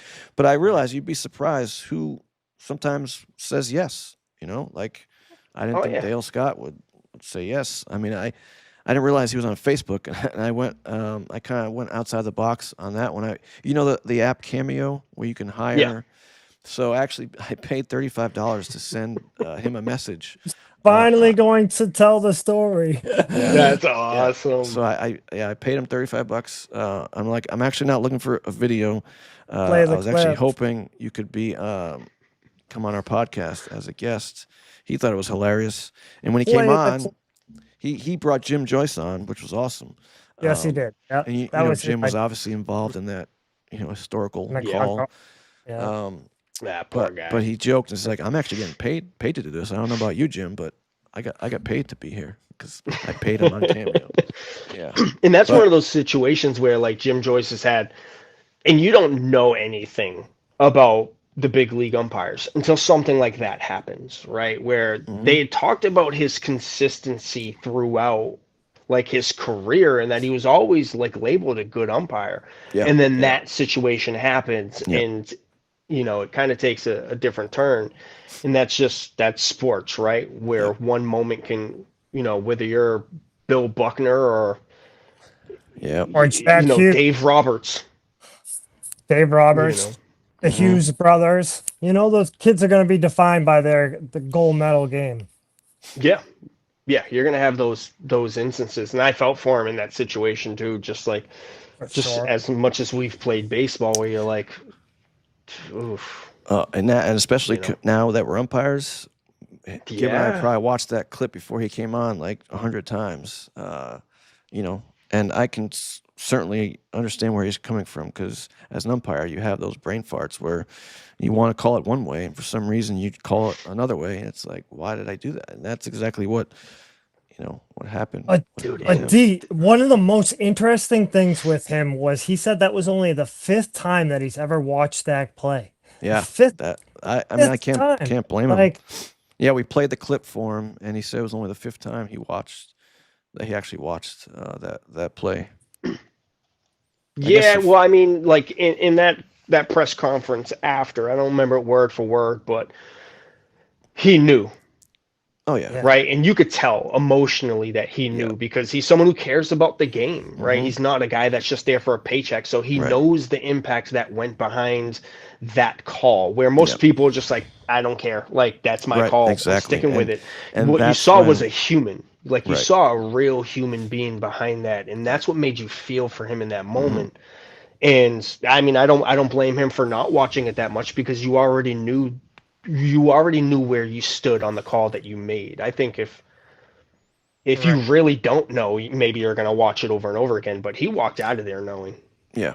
And he said that's why the death threat stopped. He said he was just honest with the world. He spoke from the heart. He knew he screwed up. Um, Yeah, but yeah, he was getting Well, death threats and what's odd is that now the way the game is, that play will never happen again. The way right, replay yeah, is, yeah, yeah. With yeah. replay, that never happens. Um, Sheesh. but have you ever thought about doing a show with your brother? I mean, I know you had him on as a guest. He was pretty funny. I could see the two of you like. it's a good show. He doesn't He's not a big he's talker. he's Yeah, not a big talker. yeah, I talk a lot of trash. I'm an introvert. I think I'm more of an introvert than he is, but I think I can mask it better. I think he's much more personable than I am. But so the first ever episode that I did was with him, yeah, yeah. and it was never put out. So the week me and him actually did it is because I had asked him, I'm like, hey, I have to line you up to release your episode on January 16th. And he's like, why? I'm like, because that'll be the 20th episode. And he's number Number 20. He 20. Yeah, loves it. So I'm yeah, like, all right, yeah. we got like 2 months to record this thing. Because like I said, in the month of like September, I was already up to New Year's. So I'm Right. like, all right, we can record this. We have plenty of time to do it. We can edit it. You can watch it over and see the progression of everything like that. But I had actually released some of the first clips where like his headphone fell out Yeah, I saw and he that. spent like 15 minutes looking for it. And it was like, does my camera work? Can you hear me? We That's were awesome. going through Yep, all of that yep. Oh yeah, initially, yep. But Yeah. I would love for him to host with me. You should, That or would at be least be a nice. guest host. Yeah, Yeah. yeah. That would be fun. But yeah, That'd I be pretty watched cool. his episode. It's funny, and it's cool to see how close you guys are. Yeah. Oh yeah, yeah. We've Pretty been best awesome. friends for quite some time, and like I said, we always take each other's projects on, whether it was starting an AAU program. I do Coco's communication boards, um, and I raise money for Yeah, Brockton schools. yep. I Right? was gonna bring That's that up. that's Yep. yeah. So with that, it's called Coco's Communication Boards, and what I'm doing for his elementary school is they've been so great to him, and the special needs programming is so great that I wanted to kind of give back. So they don't have a communication board at their playground. Yep. So I wanted to just be a parent. I know that you can file for grants and everything like that, but every school has problems, and you go into Brockton, this there's kids showing up without lunches. It's Right. crazy. So I Yeah. would rather the school fight to be able to lower the cost of lunches for kids and their families than a communication board and just be a parent that's complaining. So I'm like, now it's my turn. Like, let me show up. Let me talk to the principal and the vice principal. Hey, can I raise money for this? Like, are you guys willing to back it? Can I, when I write out an article, can I put that you guys are backing this project? And they said, yeah, go for it. So I just started. Yep, and it's doing pretty well. You guys have raised what, $8,037. I know 10K is the goal. Um, if you guys want to Yes. contribute, here's the link: GoFundMe.com/help Downey Elementary build inclusion. I mean, $8,000. That's pretty damn good so far. Um, and I know that you've been pretty open with the fact that your son has autism. I know that's Hmm. something you're a big advocate of autism. As a father, how was that to learn of that? Early on. Yeah, so early on we had seen some of the signs, right? So as your kid ages, and if you communicate with other parents, like other friends that have kids around those ages, like at 11 months my kid was doing this, that's typically what a lot of the parents will do. And Coco wasn't doing a lot of them, right? So but I say he's very athletic, right? He's very gifted when it comes to athletics. No surprise there. Yeah, like he got that. He got that from me for sure. But he's also very tall like his mom. So he was, he got to a certain age where he was a little bit bigger, a little bit stronger, faster. He started walking at 11 months, started running at 11 months in one day. He was sprinting up and down the stairs. But we were noticing other things with him. He would do a lot of hand flapping, right? And that's a version of stimming, right? It's to help stimulate his nervous system. He had to do a lot of these little things to try to help regulate himself because his brain and his nervous system was heading in one direction, and he needed to head into another. So he would walk on his tippy toes a lot. He couldn't make eye contact. He had a tough time, when the time came, speaking. So even today at 5 years old, he's minimally speaking. So you can't have a normal dialect with him, right? Now I still talk to him as if I hold him accountable for that, right? I'm like, come on, man, you know what you're doing. Yeah. I still have those conversations with him, but yeah, so around 14, 15, 16 months, we had a good idea, and my wife's very smart. She's a lot smarter than I am. She had done all the research and had seen a lot of the signs, and they were kind of undeniable, right? It wasn't is he not? It was more so we know we're seeing a lot of these signs and symptoms. We had to get him on waiting lists, right? But the waiting list for like Boston Children's is 18 to 24 months. Well, Unreal. And like I always say, the diagnosis doesn't change the kid, but if you don't have the diagnosis, And you can't get you to have limited exactly, you have limited access to the services, right? There's a lot of services that are provided with that diagnosis that insurances do and don't back, but most of them do. And she's the mom that got on the phone every single day to call, like, hey, do you have any cancellations today? Did anyone call yet? Remember, call us because we can be there in 45 minutes. wow. She was that mom, right? And then she had called multiple places, and we had gotten it down from like 24 months to 6 months. And then in December, it was like December 15th, around that time frame in 2022, we got a phone call saying, hey, can you be here in a month? And we got a cancellation for January 27th, 2023, and we absolutely jumped on it. We started Of planning course. everything, making sure we had the days off, everything was lined up. What questions are they going to ask? How long is it going to be? We went through the entire process to make sure that we were heavily prepared for everything that we needed, because this was our opportunity to get him in front of someone that could help us with this. And yeah, on that day we received a verbal diagnosis that he was autistic. And in a couple weeks later, they send you the formal version, which is like the written version with all of his test grades and everything along those lines. So, like I said, on that day, it didn't start then, but that was the day that we could say, all right, let's get on the phone with the insurance companies. What does he need? He needs speech, occupational therapy. We need to get him into ABA. And we just took action. We didn't really have much time in that small window to kind of dwell on what was going on because the target was to get him everything that he needed.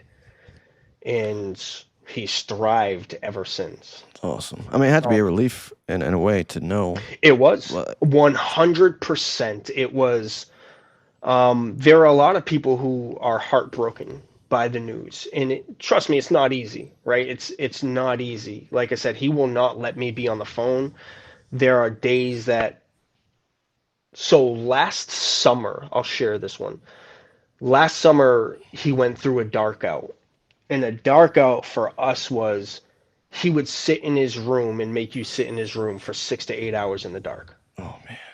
That And it's just what he was what hyper would happen focused if you on. didn't? If he just He would tried to run up take. and grab you and he would have meltdown. So Oh, there's a massive difference between a tantrum of a kid and a meltdown, right? A tantrum is because you're not getting your way, yeah, you yeah, want yeah, your way, yeah. and in your mind that's the most important thing at that time, right? So it's a tantrum. A meltdown is when it heads a completely different way. It's uncontrollable. Neurologically it takes over. So yeah, you have a meltdown, it could take 2 hours to try to calm him down. yeah. Wow. Yeah, so we would go through those times. I think it was like last summer where we were spending 6 hours in the dark in his room with blackout curtains, and you had to try to sneak out to like go to the bathroom. You know, Man, it was nuts. I think that's fair to say. you thought you had it rough, Gib. You know what, Man. Cece? I'll tell you what. You know what no one tells you when you get into parenthood is that there's no playbook. There's no like Mm, playbook and directions on how to do everything. And then absolutely. heaven forbid something happened to your kid, whatever it may be, however big, however small, whatever they're going through, you as a parent are just going to do it to give them and provide for them Hmm. whatever they need. Yeah, And that's why your wife did what she did. That's why you do what you do. That's why I do what yeah. I do. Because we're just trying to do the next best thing that we think is the best thing for our kid. 100%, man. Yeah, it's sometimes you don't realize the good work that you're putting into it at No, those times as a parent of a neurotypical or a neurodiverse kid, right? Whatever. Parenting is tough, right? sure. Being a dad and being a mom can be tough. There is no playbook, and you're forgetting at times too that you're still living a life. You're still growing and going through your time as a person here, right? So those are things that are typically forgotten as the time goes on. But yeah, when we received that diagnosis, you can get advice, but there's no playbook to what your life's going to look like. So at that point in time, I have a story that originally Cole's name, we call him Coco, his name was supposed to be Chris Jr. He was supposed to be CJ my entire life. Since I was like 10, 11, I was like, I'm going to have a kid. And yeah, I was the 11-year-old that's like, I'm going to have a kid named Chris Jr. But seriously, I had always said that. And I was like, my kid's going to be a better athlete than I was. He's going to get better grades than I was. And when Kayla was 6 months pregnant, she wanted to name him Cole.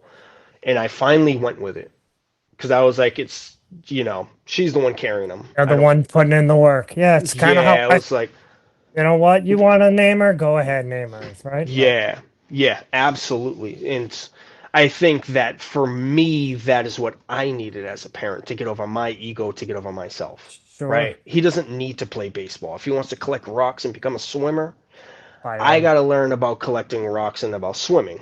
yeah. And I took that attitude on, and I think it paid off because, like I said, when he was 2 years and 1 month, that diagnosis came, and along came with, is he even gonna play baseball?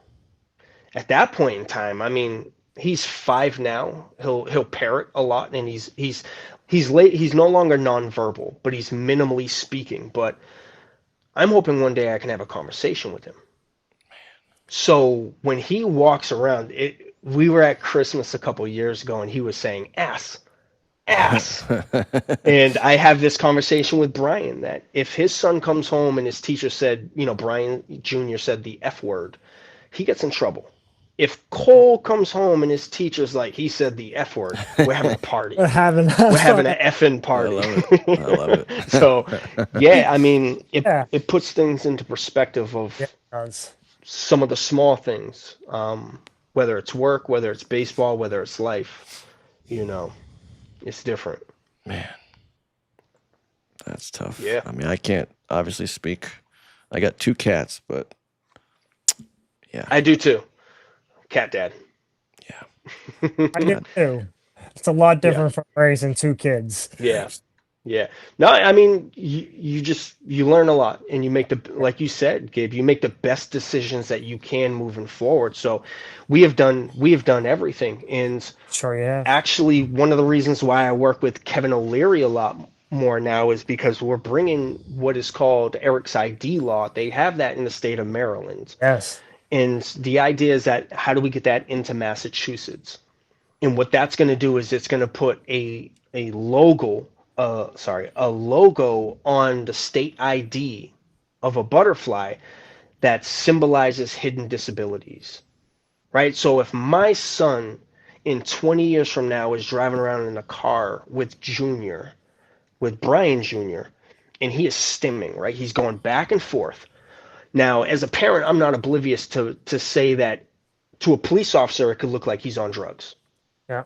right? I mm-hmm, mm-hmm. understand that. My job is to protect him knowing that. Yep.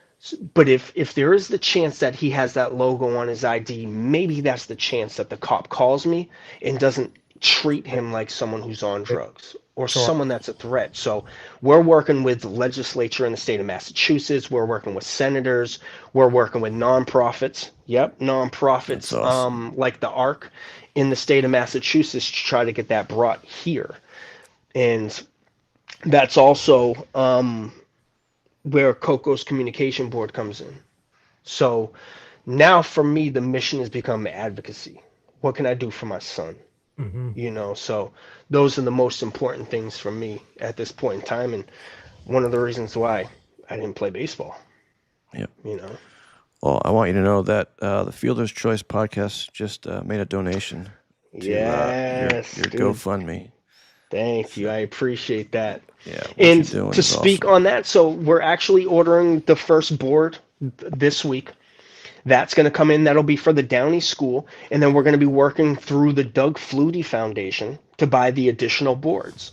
That's great. Awesome. And yeah. And we're going to be able to help out as of right now at least 4 schools in the city of Brockton. But I'm working with parents from other towns too on, I want to do Coco's communication board in Weymouth. I'm like, name it after your kid.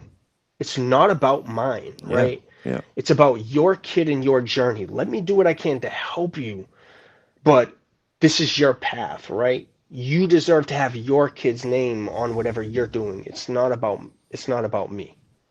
So, and think about if your son wasn't going through that, you probably wouldn't have been doing all those. I mean, you probably find another charity I or other work to I do. would have But had 5 years ago. 5 years ago, I knew nothing about autism. yep, So it's a big thing within the autism community that every August and every September we see the post because we're subscribed to all the pages of like we spend so much time trying to make, I don't want to say this the wrong way, but I'll say it. We spend so much time trying to make our kids normal for everyone else's normal kids. hmm nobody's normal. All we ask is for neurotypical parents to spend 5 minutes and educate their kids about a kid like mine, right? Hmm. That you might see him on the playground, all of that kind of stuff, just to be kind. Yeah. hmm Yep, So, just small stuff like that. Like I said, it wasn't a part of my life either. yep. So, little Well, things. what you're doing is It awesome. matters to a whole lot Yeah. of people. Oh, thank you. I appreciate that. It's a lot of Yeah, work. It's a lot of work, and I'm happy to do it, man. It really has. It's changed my life, and I love it. I and for really you to do. somehow squeeze in 4 episodes a week is I don't know how you do I it. know. Keeping busy. Let me tell you. Yeah, Keeping I can busy. barely get Gib to respond to a text, and you're responding with everything throughout this whole process. So, man, It is impressive, man. yeah, Like Snow day and stuff. I was endless today. It didn't stop until about 8 o'clock, you know. So Yeah, busy, and man. and Busy. that's just because that's what parenthood is. You get up and you do what needs to be Speaking done. of, It's not just feeding the Yeah. cats every couple of hours. yeah, Yeah. dude, No, that's they're awesome. like having kids. Not Dude, I kidding. actually had to switch the room that I was recording the podcast in because the backlight I have, my cats kept knocking into it. Oh, And I do like the in the camera backlight. too. Yeah, the tripod was going like this during one of the episodes. And So I'm can I like, be all honest right. with you? I actually I think I like the backlight more than the black. Yeah. That's just my Yeah, I'm opinion. testing it out. I might have to go Yeah, back to it. that's my opinion. But for whatever that matters, I don't know. Yeah. But No, it helps. I It wanted to helps. ask you, going back to your podcasts. I had this question written down. I forgot to ask, but if you could have your dream guest on your show, who would it be? And then we have Honestly, one last question, which we need to Yeah. get your ultimate starting nine. So my dream guest would be Nick Pocari. He was my godfather. Wow. So he had Okay. passed away in 2005 to cancer, and I was 17 years old. And he was a major part of my life and my upbringing during a troubling time that I would sit out at my friend's dining room table and just have conversations with him. Right. So he had talked to me like an adult at an early age from 12 to 17. He was someone who I needed in my life to stay out of trouble. Right. So he would always just talk to me about life, about sports and fishing and baseball and everything like that. So as an adult, I think the questions I would ask him would be different than the questions I asked him when I was 17. for Yeah. sure. Of Because I didn't course. have children at that time. I wasn't really, I know at 17 you think you're an adult, but You're I N- mean, not. let's be No. honest, as we're all more than No. twice that age, um, that's the dream guest that I would go back and talk to. I think I would get selfishly, I would get the most out of that. I can't say all the viewers would, but I would definitely, there would be an endless amount of questions I would ask. That's the emotional answer of it all, right? That's Hey, that's who I would want to definitely there talk you to. go. I mean, So, to be fair, The I got to beauty be of real with beating you your guys. own host. yeah. Yeah, that's the thing. What about you guys? Great question. I when I thought of that question to ask you, I thought to myself, who would I want to have on? And honestly, I don't know. I don't know. I mean, there's a Yeah, number there's so many of ways people you out. can go. Yeah, a number of people I'd love to have on. I'd love to have Dustin Pedroia on the Oh, show. absolutely. Um, yeah, a number of Red Sox players. Yeah, I don't know. I have a list. Yeah. I have a list, and it can't hurt to ask, right? That's what I've learned. If you can get their contact info, well, it can't hurt to ask, right? Oh They yeah, say no yeah. You or have they nothing to don't. lose. Yeah. You have nothing to lose. What about you, Gib? Who do you got lined up? Like you said, if it was about me, the emotional answer sure would be my dad. I lost him at an early age, so yeah, but if it was like something like where I could do something like that, sure. But I mean, in me and D's world, yeah, I'd say like Lou Merlone, I think would be fun. Um, Eckersley. Yeah, we umped a couple Lou Eckersley would be Merlone's fun. Yeah, that couple would Yeah. be Lou real. Merlone's sons games. We umped, and I talked to him about coming on the show, but I don't. It's just a lot to follow up and schedule it. It's a I grind. mean, if you could pull anyone, like if Ted Williams or something, Joe Yeah. DiMaggio, Oh, like that would be if we're talking fantastic. about Like, deceased I like people, then I got a baseball one. I would talk to Lenny Dykstra.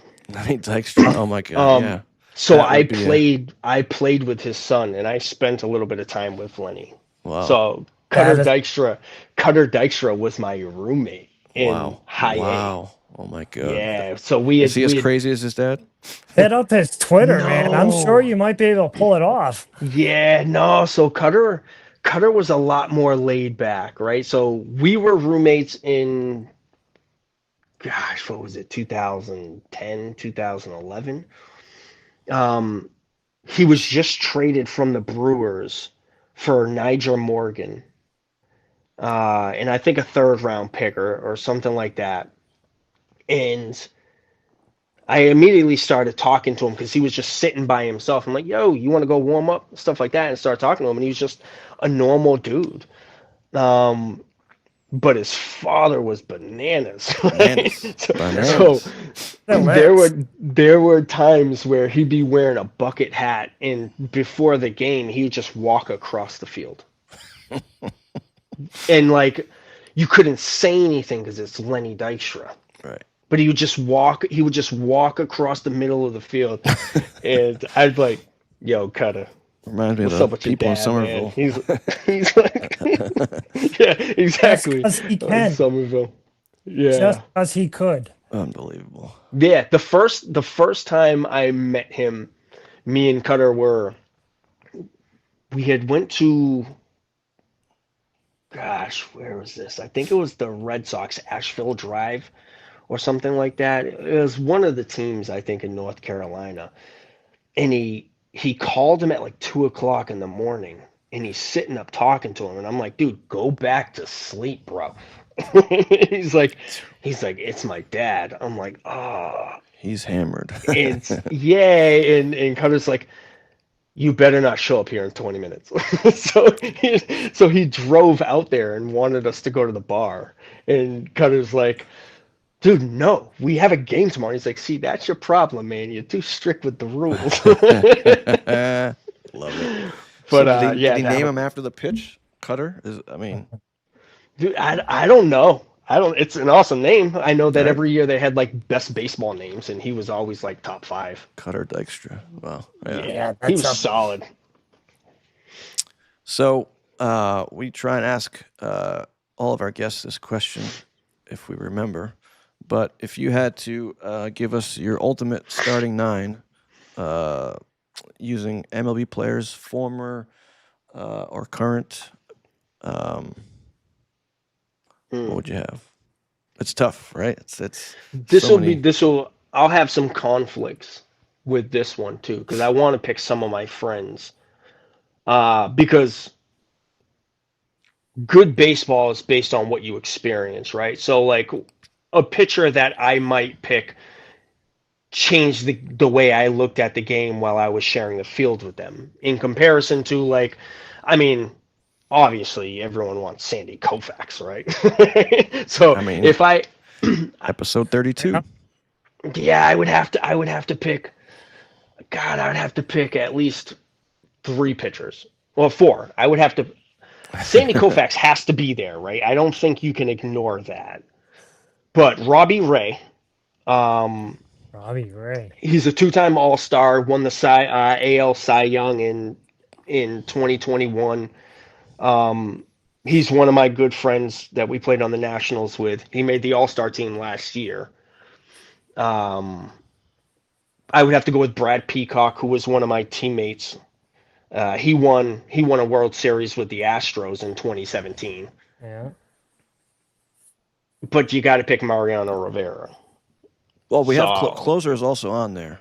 So starting pitcher, and then you can have a closing pitcher. So obviously yeah, you Mariano. have to have. Now I was always conflicted between Mariano and the prestige of Eric Gagne at the time when he was like 200 saves. Yeah, he was a That was beast. a time in baseball where like every time he got on the mound, you're like, is he gonna blow it this time? Eckersley. Yeah, they always show that clip, Gagne versus Barry Bonds. I always see that clip online. Yeah. So those are my pitchers that I Pitchers, would have to okay. stick with that. For catchers, I'm gonna have to go with not exactly Gibbs Pudge, but Ivan Pudge Rodriguez. That's my pick. A Yeah. lot of picks. Great teammate. I got to hang out with him for a little bit in his time with the Nationals towards the Oh, end of that's his awesome. career. That's awesome. Such a solid guy, and obviously, Hall of Famer, Beast. amazing career. How about First base is a personal preference. I would go with Albert Pujols. Pujols? Um, That swing. in, yeah, his swing's unbelievable in college. I had trouble with overstriding my front foot, and I watched his hidden clips, and he just pivots his front foot a little bit and then turns. And I did that, and yeah, hit like 356 my freshman year and like 430 my sophomore year when I was Little drafted. adjustments. It's amazing, right? It was that I kept overstriding because I was eager, and just watching his weight stay back and his front foot just turn in a little bit and then fix. That's all I needed. I think that one thing is what helped me get drafted. So I have to pick Give him Albert the nod. Pujols. That's Second base, same guy you want on your podcast, Pedroia. Yeah, He's had an a feeling. absolute dog. I can't say he's the best second baseman to choose from, but he's the second baseman I choose. You know, Yep. Yep. good pick. Shortstop. got to go with Jeter. Wow. The respect, not even just a great baseball player is, but the way he conducts himself, true professional, what he meant to. He's the baseball guy, right? He stayed with the Yankees, It's true. right? He stayed there. Like when I wish we could say that about everyone, but when one organization wants to keep you the entire time, that says something, man. Nowadays, you got all the basketball players and even all the baseball players just jumping from team to team to make the money. Mm-hmm. Jeter was the kind of guy that made you want to go to the Yankees. Hardly ever a bad thing ever written about him. And that's coming from Boston fans, I was right? lucky. I was lucky to go to his last game at Fenway. It was incredible. Even when I'll they tried writing bad things about never him, forget. all the women that he had, or then you found out he would leave them gift baskets with his autograph. Like, I what think a that was jerk. the jerseys. worst thing ever said about him. Right. And that's such a classy act in That's such itself. It's fantastic. You know, I mean, come on. It's a Yeah. class act. Yeah, third base is a little different. I would probably have to go with Mike Schmidt. You know, 10 gold gloves, 3 Yeah, that's a good MVPs. pick. It's either that or Cal Ripken, just because an Iron Man, right? So you know you're going to get the consistency there. I had a feeling you were going to say Ripken. Yeah, he's kind of a different breed when it comes to that. Even if you got to cut out the lights, you know, you got to do what you got to do. Mm-hmm. Outfield's tough, man. There's so many good outfielders. Yeah, left field. My number one would have to be Ricky Henderson for my own selfish reasons, Love right? it. 1,400 stolen bases. A lot of Ricky Henderson picks. Yeah, just different. I mean, it's easy to say Ted Williams, right? Because one of the greatest hitters, Sure. Boston guy, you know. But Ricky Henderson was one of my favorite baseball players growing up. So Love it. Yeah, Ricky's gotten a lot of love. Mm-hmm. yeah, it shows, man. It shows. And then it would be the other number 24 for center, Griffey. I couldn't even put anyone else over him. I thought you were talking about Manny for a second. Oh yeah. I mean, great hitter. Not yeah. such a good fielder. Yeah. Yeah. Manny would roll around on Fielder top of the either. ball. Yeah. Yeah. Yeah, I gotta go with Griffey Jr. in center. It's tough to argue that for me. And then right? Did you do right field yet?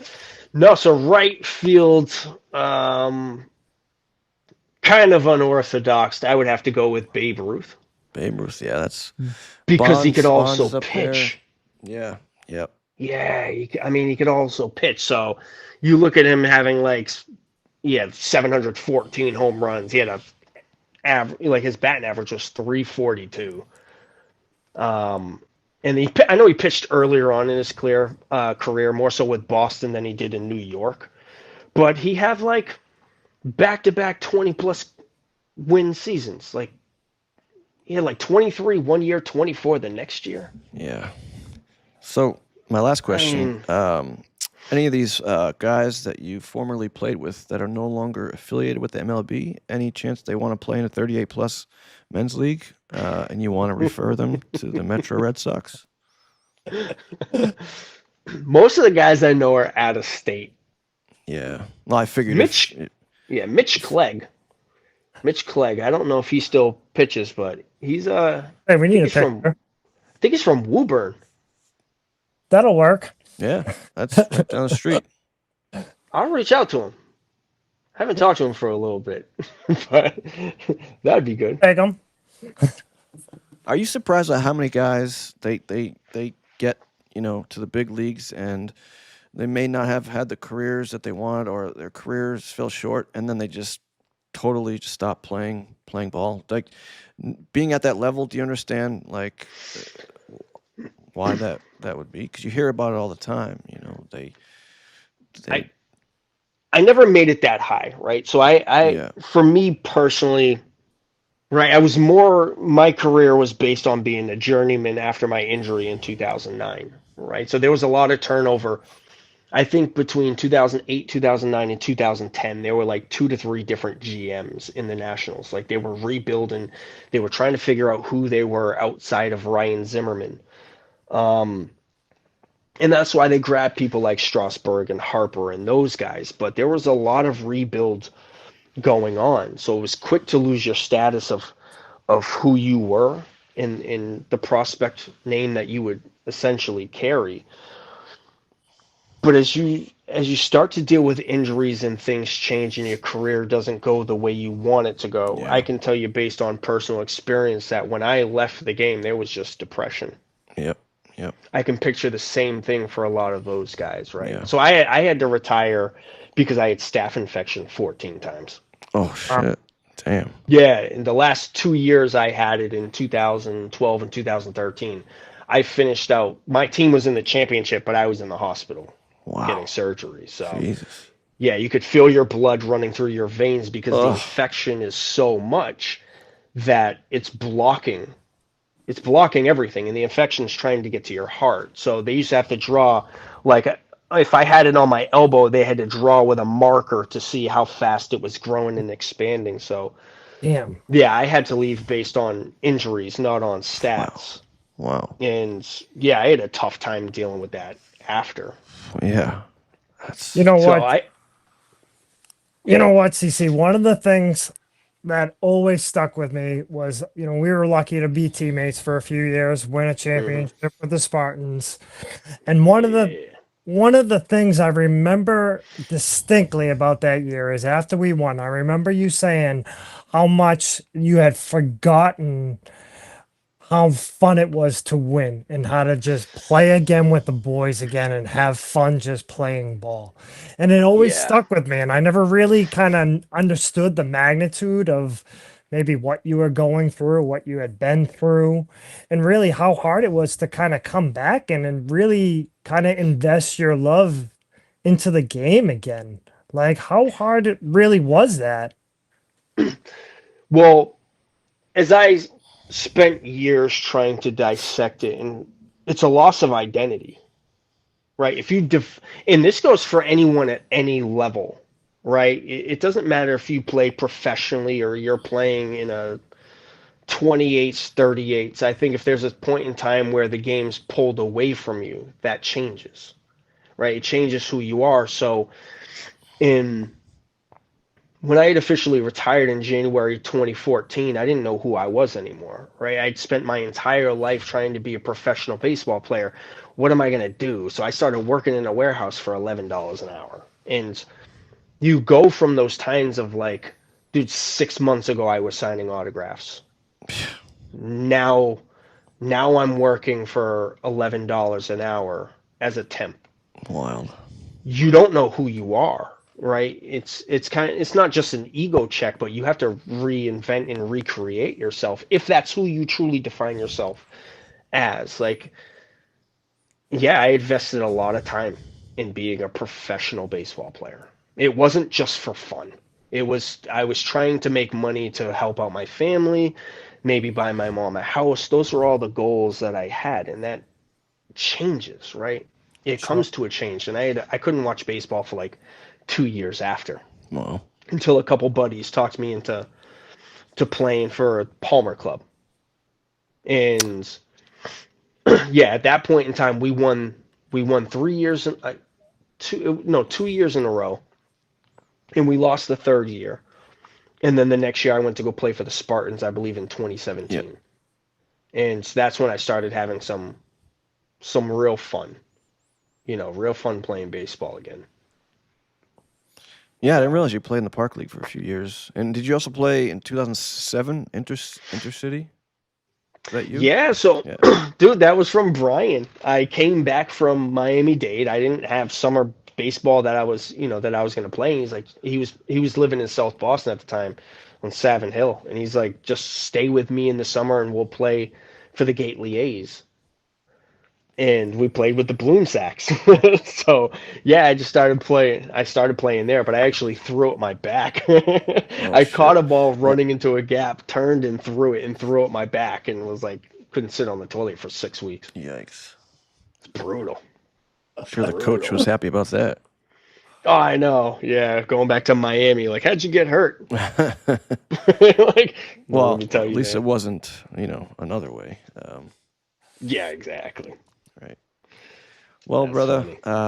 we appreciate you being on. You're Been fun, doing man. great work. We're fans of the Yes. podcast, Yeah, we are. as you know, and I know you've been a fan of ours. We appreciate it. Mm-hmm. Um, if you ever want us to come on, let us know. We're not the big names that you mentioned, but uh, yeah, I don't know. No, you're big names here, man, and that's what I want. I'm not doing it for views and likes or anything like that. I want to talk to good people. Yep. That's all that matters. Like, I mean, you guys have seen it. I'll talk to an autism mom. I'll talk to a Oh parent yeah. of Yep. four. That's I'll great. talk That's to great. people who are interesting. I will take interesting over views any day. So yeah, I love what you guys are doing. Keep up the great work, man. What you guys are giving back to the community. There should be people lined up around the corner to talk to you Well, guys, to thanks, share buddy. their stories. Appreciate that. And likewise, man, we're a Yeah. brotherhood, right? We'll help each other. Yeah, Exactly. absolutely. Exactly. This was Appreciate fun. you. Yes, indeed. Yeah, thank you for having me on, guys. I truly Episode 32. appreciate it. No, thanks for coming on. We appreciate it, and we're gonna look forward to future episodes of Between the Lines with Chris Curran. Thank you very much. Thank you, brother. I Have appreciate you guys. It's bud. appreciate you. Have a good night. You too. Take All care. right, take care.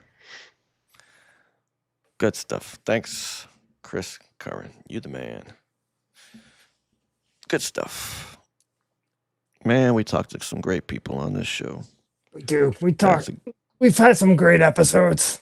yeah, he's a good dude. He's awesome.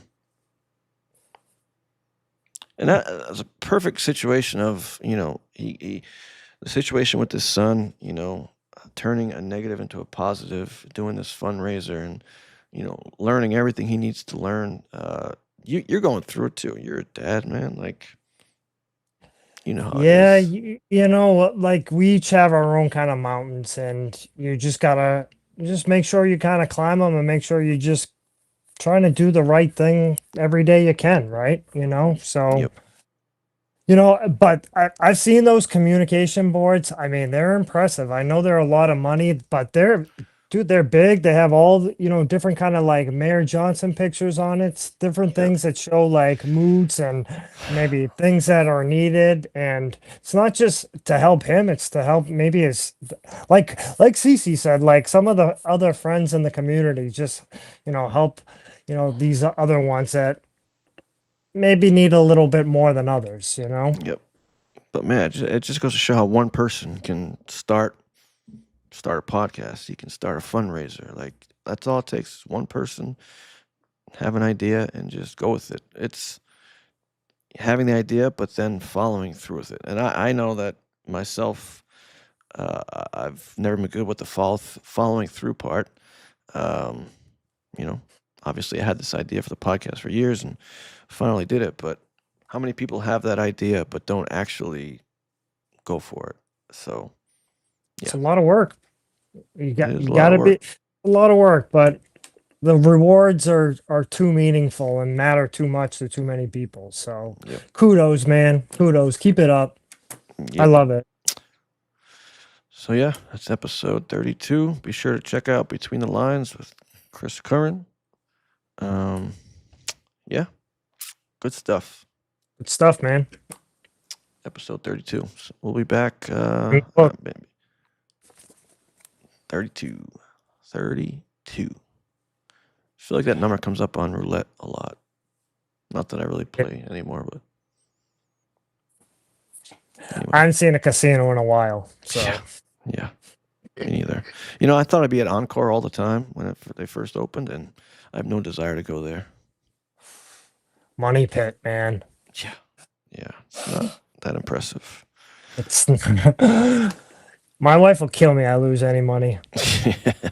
Yeah, that's true. Need to find me one of those. Yeah. See if you can find some kids along the way. Yeah. I'm sure they're out there somewhere. They might be. Yeah. They might be. Just waiting for that knock on my door. God. Good stuff. All right. State of the Union's on. Gonna go listen to see what he's got to say. That should be interesting. I don't think so.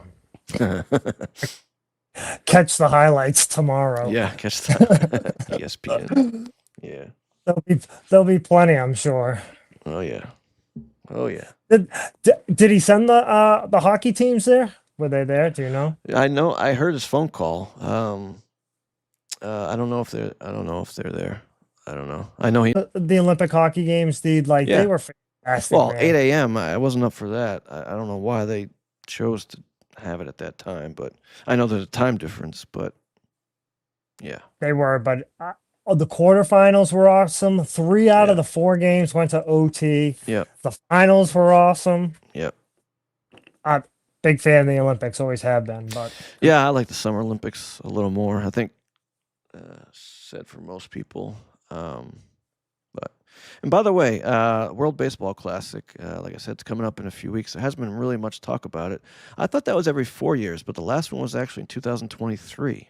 yeah, So every yeah, 3 they play every 2 years, I think. I thought.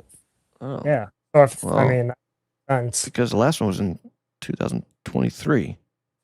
yeah, so 2 years would be That's three. That's 2025, right? Yeah, we're in 2026. It was Oh, in March. The championship game was in March 2023. Yeah. Right? So every 3 years. I thought it was 4, but I don't know. Anyway, Sure. Yeah. Good stuff. Yeah. Well, yeah. Thanks for watching. If you made it this far, and be sure like and subscribe. Facebook, YouTube, Instagram, Spotify. Thanks, guys. Gib, always a pleasure. D, good seeing you, buddy. Good to see you too. We'll talk to you soon. Thanks for tuning in, guys. See you next time. See you next time. Peace.